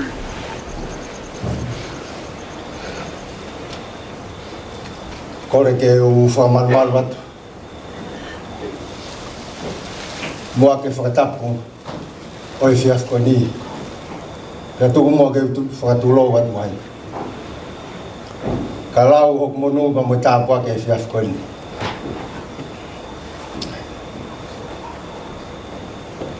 O tangutu, whanongo ke he Manatu Melie ai kau whai ako. Pea kau pehe si tuku mua ke tuku e kinta kāte ni o whai anau Manatu Melie. He oku ke pe ai Manatu Melie ai tangata whai ako. Moi Manatu Melie ai whanau wako koe na nau imui a milai ia mumia. Pea kou kore wha more atu ki he uihe mea ihe ni whoke mau Palestini me moe tongai ko stutuku. Ka tuku mo ke whakatulo watu ka ma'u ai be e au ia ai ki whainga maari e koe ni. Kou Fakafeta'i lahi ke ki tala mai e hoa ka te au. Au ke tau. Au ko tui ka tuk tai mi benia i ki ke hoa wai. Kai ke, o koe ai e fia he fiaf koe ni. He au kakala ko whai o tua. Taha ni kau nanga. Aia nei mea aki he sea fiaf koe ni. O whaat ke sea. Whaatulau atu. He whakatau mua he fiaf koe ni. O whaat ke tanganai whaifkau sea. Mahinga ngā aue. E ke whaifkau pure. Sea si o moi whaamuri. Taha i Manatu Melie ki e whae ko eni. Aini na e whawhawhangai mehi taha ka eni whanau ako ma kau whai ako. Taha ini e whae kai ke te ilo ki taia Fakafeta'i mi e itai. Tuku mua ke whai pe whawholwhola pe me he whakatau mua o mo he fiafko ni. Ko e Manatu Melie ki e whewhine ko eni taim na mau Feohi'anga.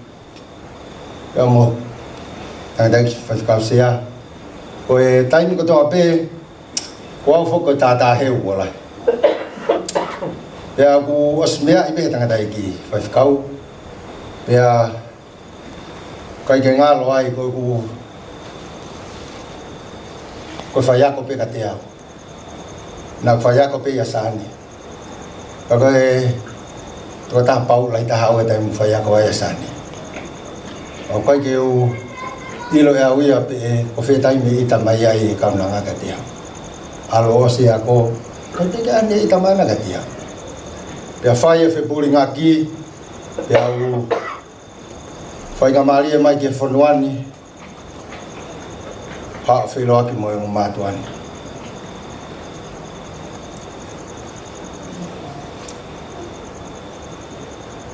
Nā kulau pe e mo mātuani ko mo mātu.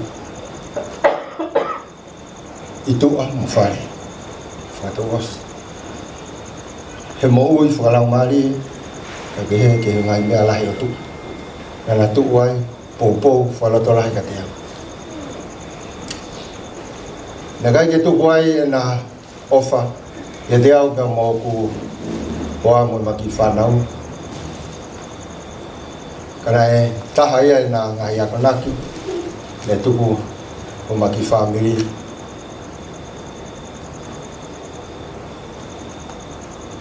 Mahu ingai Lotu. Mahu ingai Lotu. Puke ki ai. Pau i ai.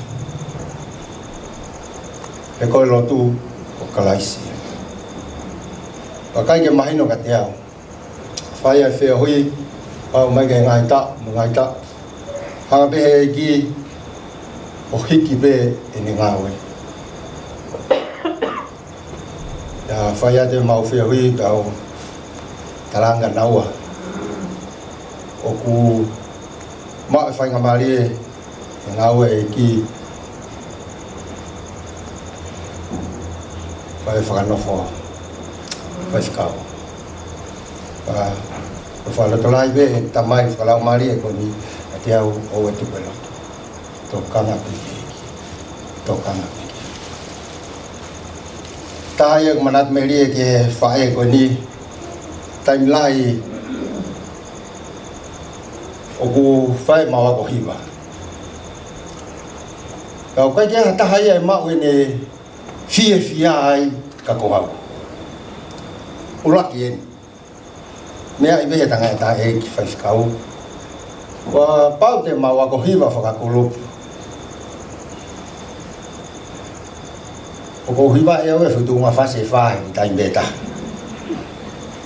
Ka ko au fo ko lau lalo pe mo tanga ta e ki. Ko tu ko fo e tanga ta e ki he alhat. O fa no ata ke o loto wala ke malunga o loto ko wala he o loto. Wa ka tunga ka ta mai tanga ta e ki. O mahino ka te au ke fo ki mai ke he ma ta fa ki ko lau lalo. Kai ke. Fayat. Ka ke to ka mai tanga ta e ki ya. Pe ko ha fai na no ta te hui vai ko lo pe ki ai ia ke as ma ho le o ko la va hi va e fu nota a honi fa skau fa ta ina ki ki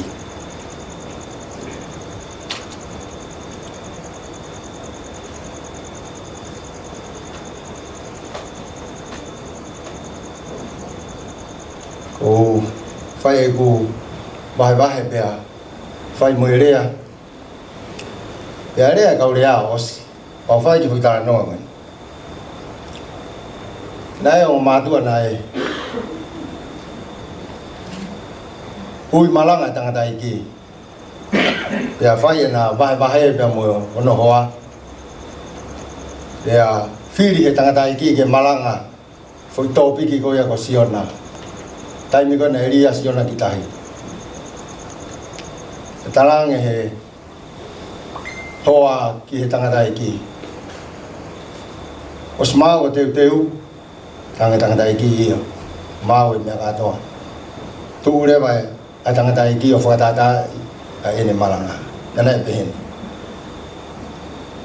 ko anga ko e tau tui na ria siona ki tahi pe follow heik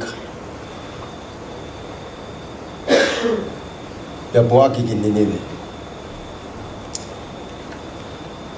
Fayat petang he hoa ko ni sai fo avof dana alo ki na wat ko ke fai malanga go ngalo to malanga ya tanga tai ki ap tarang he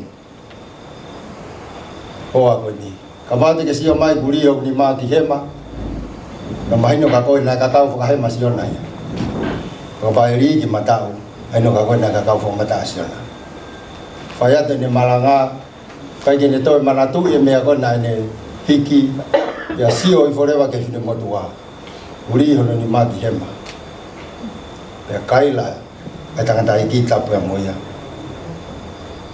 na elia sio na kita kaunga kristiani pia kakau fo ka hema sio na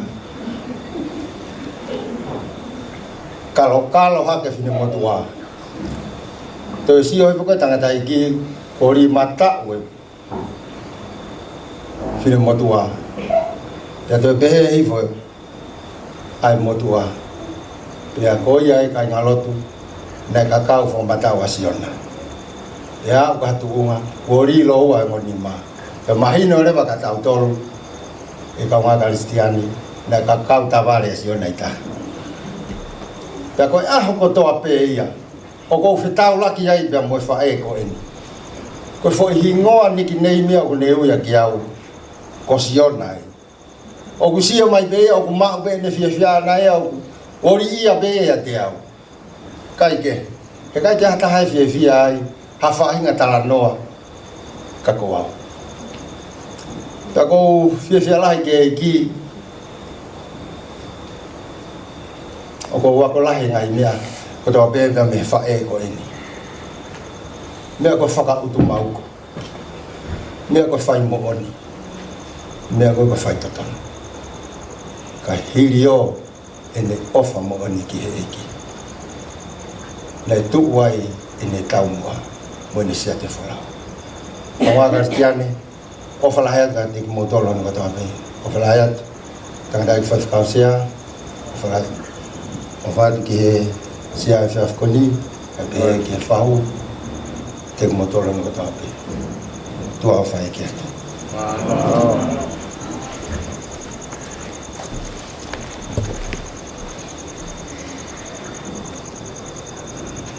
Ke aka be. Tue va le la univa ta ni univa ta. Va pa le ya ta.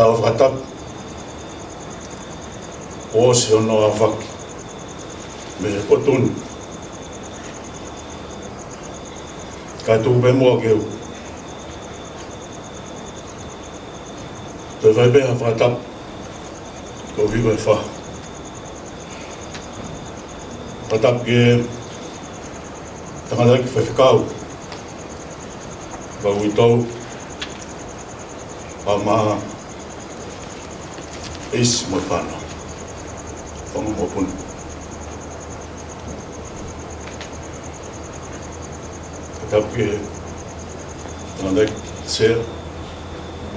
Ke atakarunga tong. Ko ngā ke whengamari kon ke whaia ki Manatu Melie. Ke whae ko e kaunanga ai eiki. O kone huatu ki loto he vanu. I mai ako. Ko Ilaisaane Finau Vea ko ku whai ako e whomwani e tahi rawa taha I lawe maali. Ko mau loki ako me toia e futerie e olonga ko mo si lawe I pe tau potu ki mara e koe I olunga.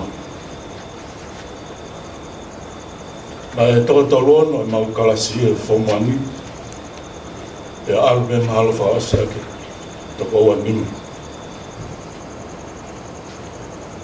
Koe ka Kalaisi e ta mailelei ki mau toi. Ka koe Osi e tēmi ko tō pē. O ku ne mau inga ke ne mau ano taim. Mo toko taha ko tō pē Kalaisi. O mau tōru kona e tō I ngahi le son. O ku ne whakala tōlahi. Ka pau te ke te whaingang. E sai o ola, e temi.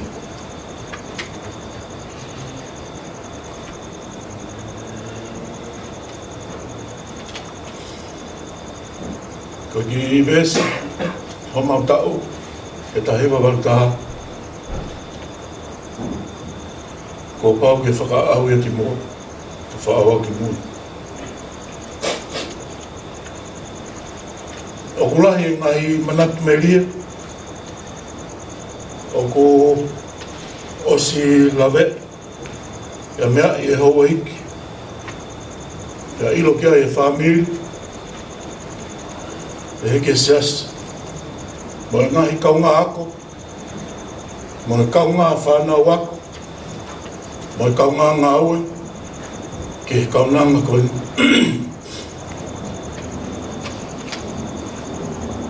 Ange koe ni ngahi whao hiwa, ngahi le son, na ne whai a koe. Na whai a ko science, na whai a ko human biology, pa na whai a ko whika kia te kumatore whomwan. Na lahi e lava e ngahi le son koe ni. Mahalo ko mautoru pe ko ape mahana e tō.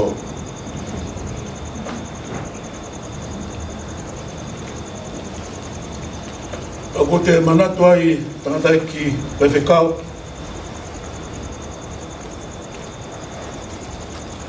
Apitanga Vea. Ki he whao hiwa. Ai puna ke hiwa. Me he lausi.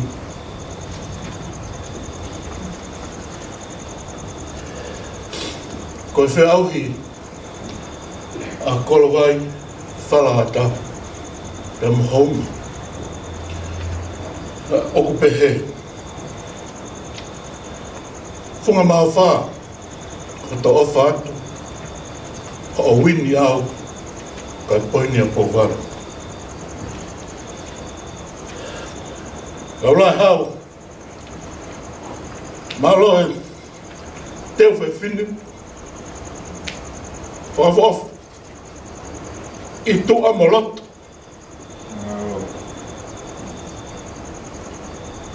E he whakaata mai, he whau hiwa, e he whau e ngahi tulama, e ko rea tu he poni, la raa au, ko ke wini ko kai point ai ai ko anga la venga Malie Moimoi a Kalaisi ma se to kai ko le van malam ko te to ko le ke o fa maluat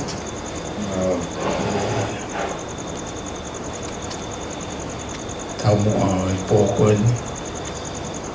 ni tala fa tap kakato o tala mo kapuya ki sea o fe fini ata mo ko fai Maria ko ni mahalo ke ko ongo sia ko kamo mai te ho tui ko kutu upe ko ne osia kage mone ngai le ne fai ki moa fa fai ki ngai manat Melie e ha ka polisi o turi ki tau tolu pe me tupe mo ke o fai pe ha lave no pe ki e kaunanga ko eni o fai ono tala noe o ane whanonga i e pōni ka ko tui to ko kau whataha pe mo e lea whai maraloi e whamalo ke laulai hau i e teu whiwhine whakafofa i tua mo Latu ne whakalekesi a ke wholofola pea tanumaki ai kumi o ilo pea kai Melie ai hoku family ka tau dai fito ki te au tu peke u at peki i talanoa no pe ko ni e ua whekau aki pe mo Ilaisaane ko Ilaisaane ko whiwhine anga hala pe mo ia hange pe ko tau tolu ko e ma whetauraki pe mo sane na whaia i lawenga Malie aulau ne ukau i he fuafua kau whaiako ne fuatu e kolisi lawenga Malie pe whaiako ali whau ke u te whoki fisi pe au te whoki fisi i whaitau e taha ta'u ia ne hu mai ai sane ki lawenga Malie ai hange ko lave mo fetapa na fai ki mo na ne lere tu scholarship ko ya ko to ke ta pe fetaulaki pe mo e ki ne fanongo o firma o ka fai ako i ko lawenga Malie pe ne tuangi ai mala e o ya ko kai foki mai ki ha o tokoni yo no langa hake o ko lawenga Malie kai ke fok mai i lawenga ka alo atau ke wako ya ospe foi tau ta ko ya te fagari fa foki mai ka ngata maki ka fa yako ye na fok mai o mai nei pe mo Ilaisaane ko tai ko na Maria pe mo sane tape pe mo ko ka ti kala no pe ke mahino pe ki kakai ho alunga fo pom e Marie talma e sane lo pe kau alu o ai ki breakfast otan okay alu e fine o whanongo atu o nāmui hange o nampaku mai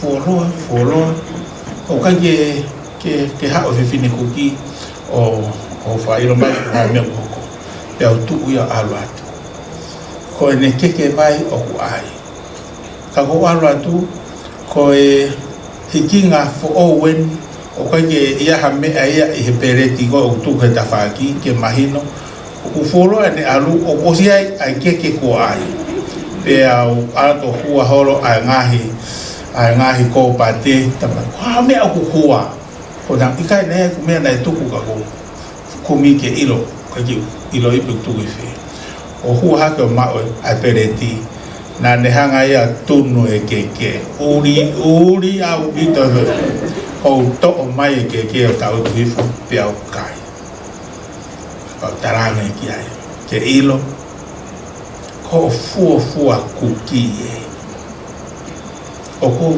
tari ko e ha ai alunga te tafononga ai o ko tari fia kai e fononga ko e mosani nea te kaunanga ko e ni o ne hanga o ngahi pancake lakangi e pancake ko e me McDonald's pe mo KFC ko whahi ngā loto ia na I he kaunanga ko e ni ko haa ka mataanga na I ai na e pau ia I ene mo ui ke ne whe kumi aki ki he whakalaka pe mo le rei taha tene ala malava ke Apisia maha ki he o malere mai me poane e whekawa ni whau mai o fu ke koristo ta ku o ka rakta ko tutuku lere ki uta o fai ai tori kare ko fu tai mia na mawai ki uta tori pe ko to kamata pe ai tori a ko ia o ta ko to pe ke fai motori ke ma ha ne tora kaya ta haya o ki supervisor ko o ngā ue ke ha o ako I maua he tori ta ko tori pau ke whaala he ko kala ko pau ta ko o karepi o kai ki whi maue ke maa pa ko kamata pa ko me ako tarangi ia sai tori a me he tau arua uia o tori a ti loto he o ongo ye ma ko ngā te ti ako pau alu fu o loa o whanongo mai ke palangi koe ha ana kārepi o kune akai puha kārepi pea tolo e funga kārepi ma angi ngila foi kārepi ko toa beo whao he puha pea o lue mai hao talangi ki he palangi o kantau ko whea o supervisor na ton ke hao this is our first time here na tongi hao supervisor show us what to do and how to do it ki mama hifo e tangata de aroi mai de supervisor ko tamatonga pe o ha o whahino hino mai kai me ao ko ia lere ai tori o ha o atu kai ke fuoloa ko ngahi ota ko special ota ko e whama na ne hanga o ui ki maua ke mau whai otako ia, piki otako ia. Pea ko nau tolu ko toa pe hufu o mai o kau he kautori na e pau ke o mai ia ke mahanga train ki nau tolu ki he tori. Dai mwe na o na maose I he tau ko ia fok mai ki hako ta mai he tangata o na ko ne whama. Ko ha whahinga taimi pe te mo foki mai ai. Mo firma ke mo ngā ue e welcome ki mo he ngāwe anga koe ni. Kou tala noa ko whainga lau maari e na he kaunanga koe ni. Ko whiwhine anga hala pea sāne. Ka i ne whetauraki pia mo sisu na ne hanga o di ake mea kotoa pe kai whakamumua ahono eiki mo no whinangaro. Pea, koe taha e mea o mata puaki he kaunanga koe ni. Koe whiwhine loto lahi e ni. Koe whiwhine loto lahi e ni. Uhinga, o koe koe loto lahi tautuki, ko uhinga ke mea koe ni. She never give up. Ia whainga task o pangi ai. Koe ha, ai mea o pangi koe ki ai, ke There were times ko talang kiai. It's all right. Ka osmai hang time no pe me ai ne talamai. How sio. O me ko na fa am kiai. O ne fe komi pe o au kiai. O au ke to unga na pa wi kiai ke ne fai ngai course online. Ma ngai certificate in accounting, computer, admin. Ngai me akeke. Ko uhi pe ko sio ki ngau ai ki. Even printing. Na ma ene certificate printing diploma, I think. Printing. Hena ne lava pe ke pa ki tohi pe. Afa hinga me pe na ne lava pe o pa. Ko ia ngaya ene hohoi pe malewiri taki ke fai a ngau a eki na ne alu o whamai reu he mea kotoa pe. E na ne loto, pe ne whenga, he mea kotoa pe e ngau a eki ke fai a lelei taha. Pe au tai maria ia, tai mlahe ma whanonga mai, o mahaki au pito au. Wa ke tai mini ko fra ga o folo ya ho fra ga we wa ta wa tolo ke tai mini e a pe al ge mo hu we tolo ka ko ne tokanga ko o tau ki te au mai ke au na hiki ai ko tarani ko fa ma lo ke te ko to nunga ho tau wa mai ke a o ho kwa tua ka ngata ho fa how a ho tau i whai a te au. Ako Fakafeta'i ki o tua na ne omi ha whiwhine, na ne omi ha waifi. O whao tua mo oni, li oa ka kato. Taim koe ni whao si ose ne mo ui. Na e whao stau i wharamahaki. Waki he wharamahaki, taramai he nesi. Oku young wife, o kai mo ye po ni ko tang ye. Fa au nga tamai. She has a laptop. At night, when I tunga be, ke takai be fai nga we. O au ke fai he, I have to ask her to sleep. Allow me to sleep as well. Ta ko mo ko akau mahagi, ta ulava ke mo ka nes ko tau ke ma ko ya. Ka ho a be o ke fa, ka te tang ke nesi. Okay. Te umoha, o huika ke mawa mahalolo. Kone fok mai ki ati, e tonaki, e hau ke sāpate, o ke whai benga hawe. Nā ne loto ke whakamahu i ngati, e whakaau ngati, a mō menit ko toa pē ne mō ui. Ka pau, nā mō nofo, ka mō sāne hange ko au. Ka ke ilo ko ia, o whiwhine, i wilahi whewhe eni. O busy ko e ngawa mawhai, very busy. Aho mo po uri. Kai taimi da tau, o tōnunga ko e ne tau ki e whanau, o kai ki tō lalo e whatongia ki e whanau. O turi ko ke whai ngau ke siasi, o kai ki ne tuk ke tō lalo, ha whi mawa siasi. Ia whai ngata whaki. Peteria na pehe o kubikia ka unanga koe ni. Ka nge ko kulape koe ane nai ka mata. Koe a mahala pea sane. Kana ane whetaulaki pia mo siso. Pehe mo menite ane whetaulaki pia mo eiki. Na ne lau e mea kotoa pe koe kino haa. Pea laku ki mui. Utanoa nge mea koe ni.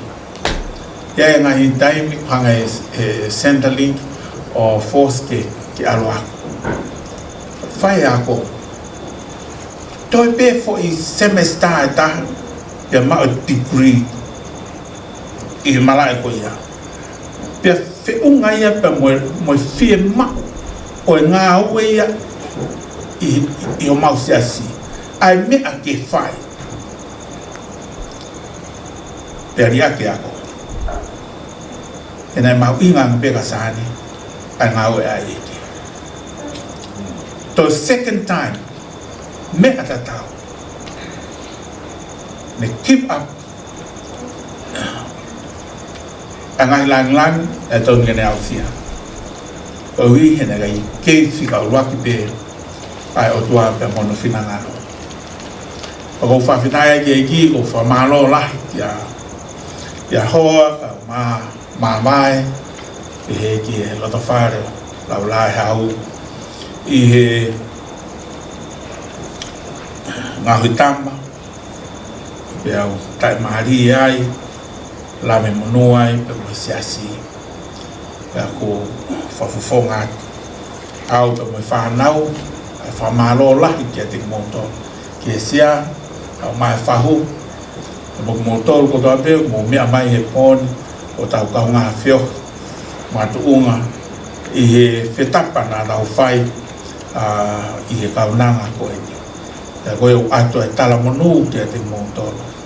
Kai ai ha whahinga lelei ne hanga e ki o whai i he mo ui a kaunanga ko ni. Koe ko sahane, it's not here.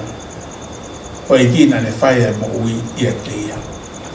E ka bauna i kai a e ki i kai lava atahaia o whai, e kai lava e sāne ia o whai e taonga mo ui nā ne whai. Ka hui ko i a teia Kalaisi, pia whai e ki a mo ui i a teia. Pia koia o ko atuai a tala monu pia me ofa lahi ki a te montor. Tau i hen ko i be ko whiwhine ko e ni, ko whiwhine a ngahala pia. Kana ne whi iloaki pia mo sisu, ka ne whakata ne mo ui. I hoko mā Kalaisi kono e kuru, pure au ni mu wharewerewa. Pia ko au, o ko sio whaaho, i e whaou ai mo ui. He u tuku le kina, he aho ko toa pe o ko wafo, he ngai mea o whai e o toa whafou ia sāne. It's so amazing, ke te nofo pe moa tō taha pe. Ka ke, o rau ia ko tāpuat pe mono o mea o toa hapoa. And how I blessed my life and my children as well. Ko ia tala manua te te motor, patawan, patawang Manatu pe mihin. Kaya hak manat Melie ke kaunanga ko ini.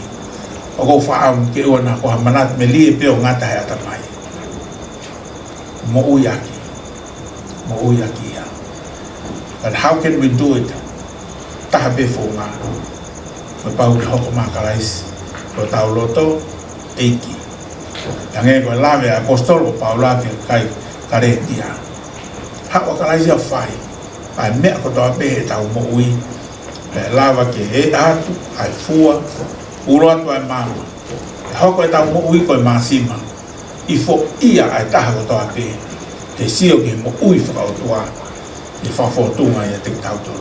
Age, o whalahi atu, ke kaunga ako ko toa pe o sāne, o whātu, ke kaunga ngā ue ko toa pe o sāne, me kamata, pe mi lawenga maari, i walungo furu, o whai, ke kaunga pirikini, o sāne, lolo tonga. Nau tolu, nai Feohi'anga, e mo sāne, he konga ki mui, o ene mo ui, o whalahi atu. Mo tolu ko toa pe, ai whanau ako, ai kaunga whanonga, i he eiki. Patawang ke o toa, e tau pikina ko toa pe ki tau tolu. Ia haa, tau whatah pe makaunanga. O e mominiti whakaiku koe asani, ka ki toi lava rea. Ka ki toi lava ia o rea, vai au pito. Ka e kuipui pe o hangego ku ngu pe alu noa pe no loi mata. Tamai o whiwhine lahi. Oku langa. Pe alo mai fu iakau, ia Moimoi. Fu iakau langa. Mona ke te ke imai sāne. O tarangi kiai. No. O kai ke langa ia. She's now singing her song. Kona sio kono loi mata ne tafe. O kai ke lava ia o ngono reo. O kai ke lava ia o puake rea. Ka une hiwa fia. Ko wiko ne hanga. te ono e ku mo fa mo wi e fi tau la ki pe mo ya para nge a tau pe ko to a pe da wiva fia tai tari o tau o toa o tau e ku mo fa mo wi a Kalaisi tua fatu malo. What a wonderful history. Ange ko brea vai ni nai goe e kamata tau Lotu. Ko tau e hinia ta toko tau tolo. Ko ngai lere i gogo o tau tala noa i ki umake mauinga na tau tolo. Whao si aki tau halafu noa. Poni, ilingi koloria e ki. O huelo e tau tau tu mei kau whanonga pirikini o hala whanonga. Ka taimi koe i Malanga o wei whainga principal ai whaosi ake Malanga o gui ko refreshing and apply ka konga mahuinga taha i Malanga ke tangata whanonga he reflect and apply ko hea ngai te whitoi whakakau kau wange peko lea koe ko osi ko ia ia o ko ngā awe aki koe koe he ala whanonga tāna noa maari ka mui matai koloa lai he ala whanonga kanga tuwe kau halataha atu whakataha mo koe whamaa bōko aki hange koe lau koe ke wilo ki te kamata mei whee whaosi ki whee ka te whaosi whakataha pia mo koe e tānoa maari e koe o tatau koe whanonga he historia o Ilaisaane alo Ilaisaane ako to e tā te āwhewhia tui ano loto e kōsperi alasi e kōsperi ai moui koe whai mai ai tapa kotoa pia. Ka reo ko mau whainga maari, ka moi fuafua mā ā koe atonga e ati teki. Ka mata anoa. Ka anoa e masi i, tai koe nai tō e koe saione, pa mono tui koe fukoi, pa mole mole fukoi whawhanga. Koe aholahi, teu hono tā, iai mono ka wifi. Teu teu ke tā, te ko hae toa, te hanga tui e fukoi. Whawhangu goi o runga, e nei teua mono whasi ke iwa. Whaari unga, aho, whenga. Ako te tamai, na hanga tui. Re tui, te tae aho ia, hahono fu koloa pa mono langi langi. Na te tama. Alo e ako, pere toi fua tia alo o hoko koe, ko taha whaifukau. Koe aha koe koe nei whakai kui koe koe, ai tāta e ki. Pako ne awhia tu koe koe he tawha aki, ke whakarea atu ki hai. Ko te he mai tāta e ki. Nau pehe e au koe mea nau pore pore ai koe tāi whawhangu, whanongo ki ai tāka. Ahone, koe whawhangu maari e tāi. Tāi Kalaisi, e kōsperi. Koe hala whanonga. Kang, ko whakataha atu mo koe. Tā, Ilaisaane, ka kōsperi o eki. Ka tō me e ai, ka Fakafeta'i ai, koloria, ai eki. Whanau, o walai atu mo koe. Oi, mo meniti koe ni. I can understand how you feel. It is a moment, tears, it's a moment of broken heart. It's a moment of painful, moment of sorrow. But let me tell you this. I pray that the peace of God that passes all understanding will be with you from now and forever. Ainga, whawheta'i pō whakoloa koeni. Whamāpōpō ki tau tōru, whamāpōpō pe ki kōsperi, koe aho koe ni e koutui, koe taranua maalunga taha ia. Koe ahoni, whamāpōpō ki ai kōsperi. Kako koe maari e himi koe na ulau. Ai whānoa tō. E kai te masiwa au, pe tu hausia. E ko eki au niu, kou tau ia. E hoko te whamatala tāno ke sāme. He potu lau ma ui ui, he matawai Melie. Ne taki mau peki ai, a hoko lau maari. Ko pau ke turi mui mai ai ofa asiova, i kai tuku i mamani. A ene ala ofa. Ko des whaosi. Whamaa pōpua ki ta tala monua, me ko rea whaosi o Hispani. Hiva pe mu Fakafeta'i. He teu te whoki ape. He ko des whaosi o pe. Ko ne alu he langi, ko teu atofia. Pe avi au ki ai. O noho mau moia. Thank you solo au kama. Haputu. Te solo vea ne po, te solo po. Whapoi more be, kau ki solo a tai fo himi, para to kiwa te esfausi.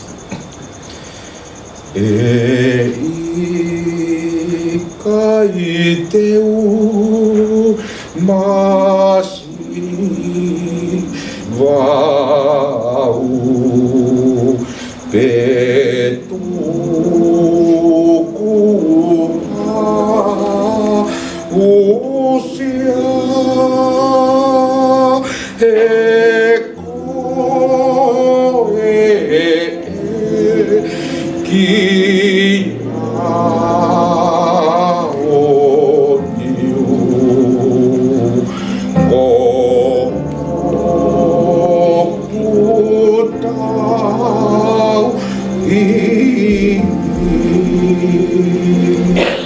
Usia ki que tau hiva whakaosi, he ves whaosi ai o pe kone alu ki he lang, kone teu i ato fia, e awe au ki ai, e nofo mamuia.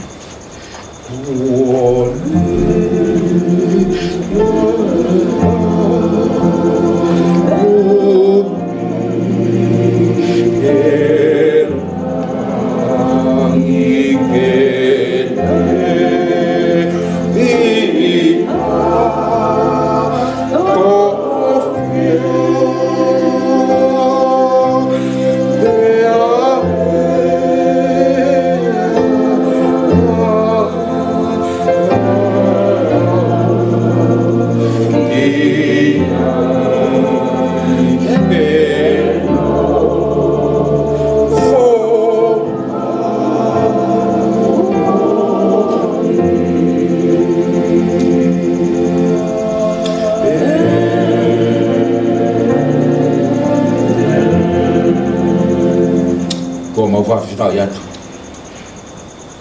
He langi o po ka koe koloria ko hului. He kaunanga koe. Malo e mau tāpua. Malo e mau lelei. Mau koloa ia. Hala whanonga e ko teu ma mau tolu. He ko osi. Ko lava i tau lelei ia. Moni pe punake, koe au nihi, kone alu ke langi, ke teu i hatofia.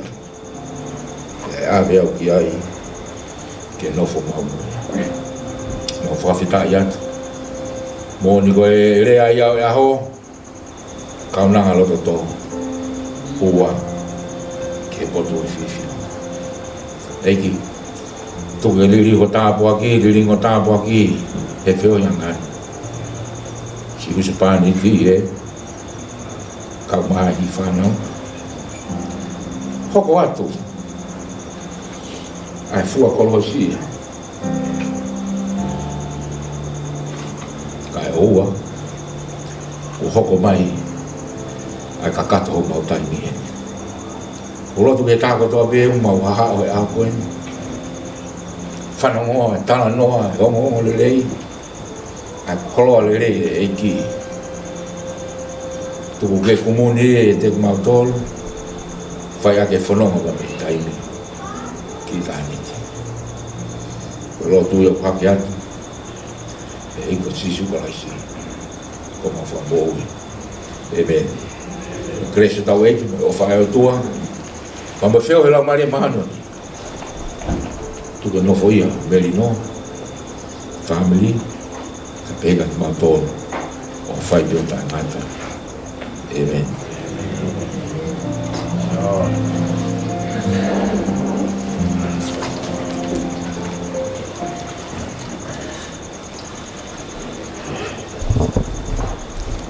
Kore ke u whatulo atu, te alonga e whawhamiri mo e Manatu Melie na tau whanongo ki ai.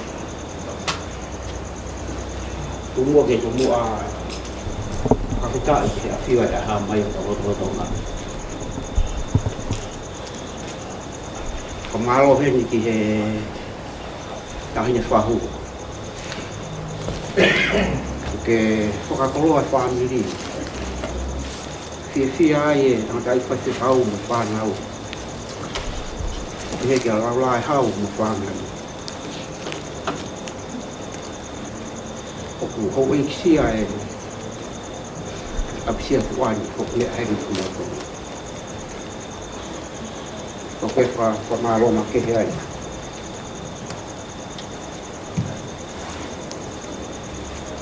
Kau mo mau tau hoa koe.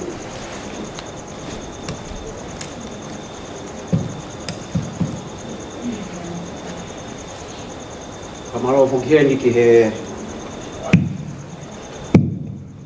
Pamalo fokheni ki he kau tagrot. Ang dai pai kau fadah mo mau tau. Talo mi ahona e Fua e Ilaisaane. Ai kawa ko hui maa ni oni o tua. Ke hoa ko ni. Mau koloa ia ai. Hui tau pa ke whanau.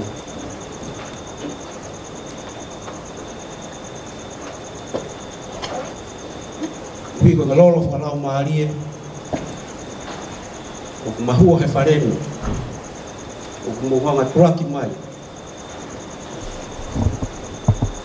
Ke mawinu ai, e ke sola mai urangi ko toa pe, o mau kau whata, i hoa kai.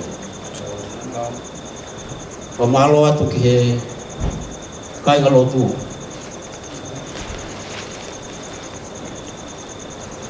O mau kau whata mo mau tolu. Malo mua ha mo kei. Kala mai. Ke tau mou mata. Koe mooni, koe kawenga, koe ne mama wha. Ko mou kau mai o maa ai. Kata ai whai te kau. Mai ko lui tō, he ki whanau. Lau lai hau mo whāpiri. Gaya mau whiwhia ai mo koroa ia. He ki sola mo e vurangi ko toa pe. Mo kau whataha mo kau tolu he whiat koe ni.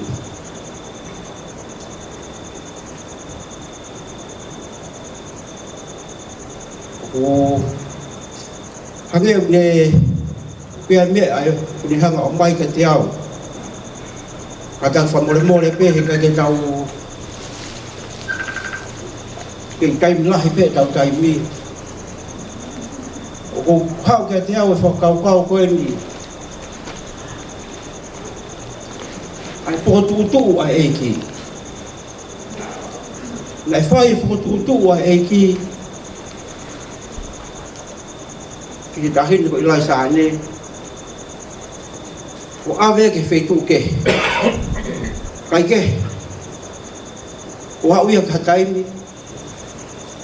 Na tu usi whakau ko ia, kai whoki mai ia. Uhi ko proklama. Oi si asi. O whitauraki ai, mo i tangata ai whai whekau. O ia e whanau, mo i whangamokopuna. Ai ko ngai whakatutu ko ia. O whaambe ke tau tutuku mo ia ngai aha koe ni. He pōni, e Manatu Melie mo whaambe ni tau whai. Ui ko ngai Manatu Melie, ke ao ngā kati tau tōru. Ke nakai ke ilo Ilaisaane ia. Koe mea mai, ahono hoa, me e wei. He koe whei lau koe ko whakaukau ke whakaosi aki. Nai whei lau he o tua hono alo. Ke tokoni mai ka te tau tō. Whahinga tangata. He mui whei lau nai whai e kawa. Loat, mui whei lau nai whai e whiwanga mo whiwhafa. Aki hona whoha. Aki ena tama. Uhi koe tui tonga. Kai ke. Te mou toki whakaosi atu e tala nua gaha gloroa. Ka kohono whakatoa. Koe ngahi whei lau ko ia. Tau sio matai. E ngahi rerei kotoa tau matai hoa koe ni. O whalahi atu a te mou toki kotoa pe. Malo si po mea mai tau whataha mo mau tau. Ukea tau programa apo whai a pongpongi. Ka Manatu atu, ka tak whamole. O whi mau e whamili, ke nau kamata tau programa apo. Koe tala mai, koe ono, au whi mau pe ke tau taipu papalangi ko na whare tau tau murini. Ai ato kamata ai te asi he fitu o whai atu ai o hape hana whotutu nau kure nau kure. Kau kamata ai whamili ai apo o kongi ai e whai e fitu kongi. O whalahi atu a te motoko toa pe. Ka Manatu atu o pia ki i ko mabanio ki hamu te he whamili. Me ato ai pei tu a heo, ma u peo, toki whoki moia ko mua api, toki wala atu ai. Kolo whamore atu, ka pau kia ha mau tono no. He kai te tu, hale rei kai whaha ko mau ngata ngai, teo rewa malanga patawa. Malo. Hello.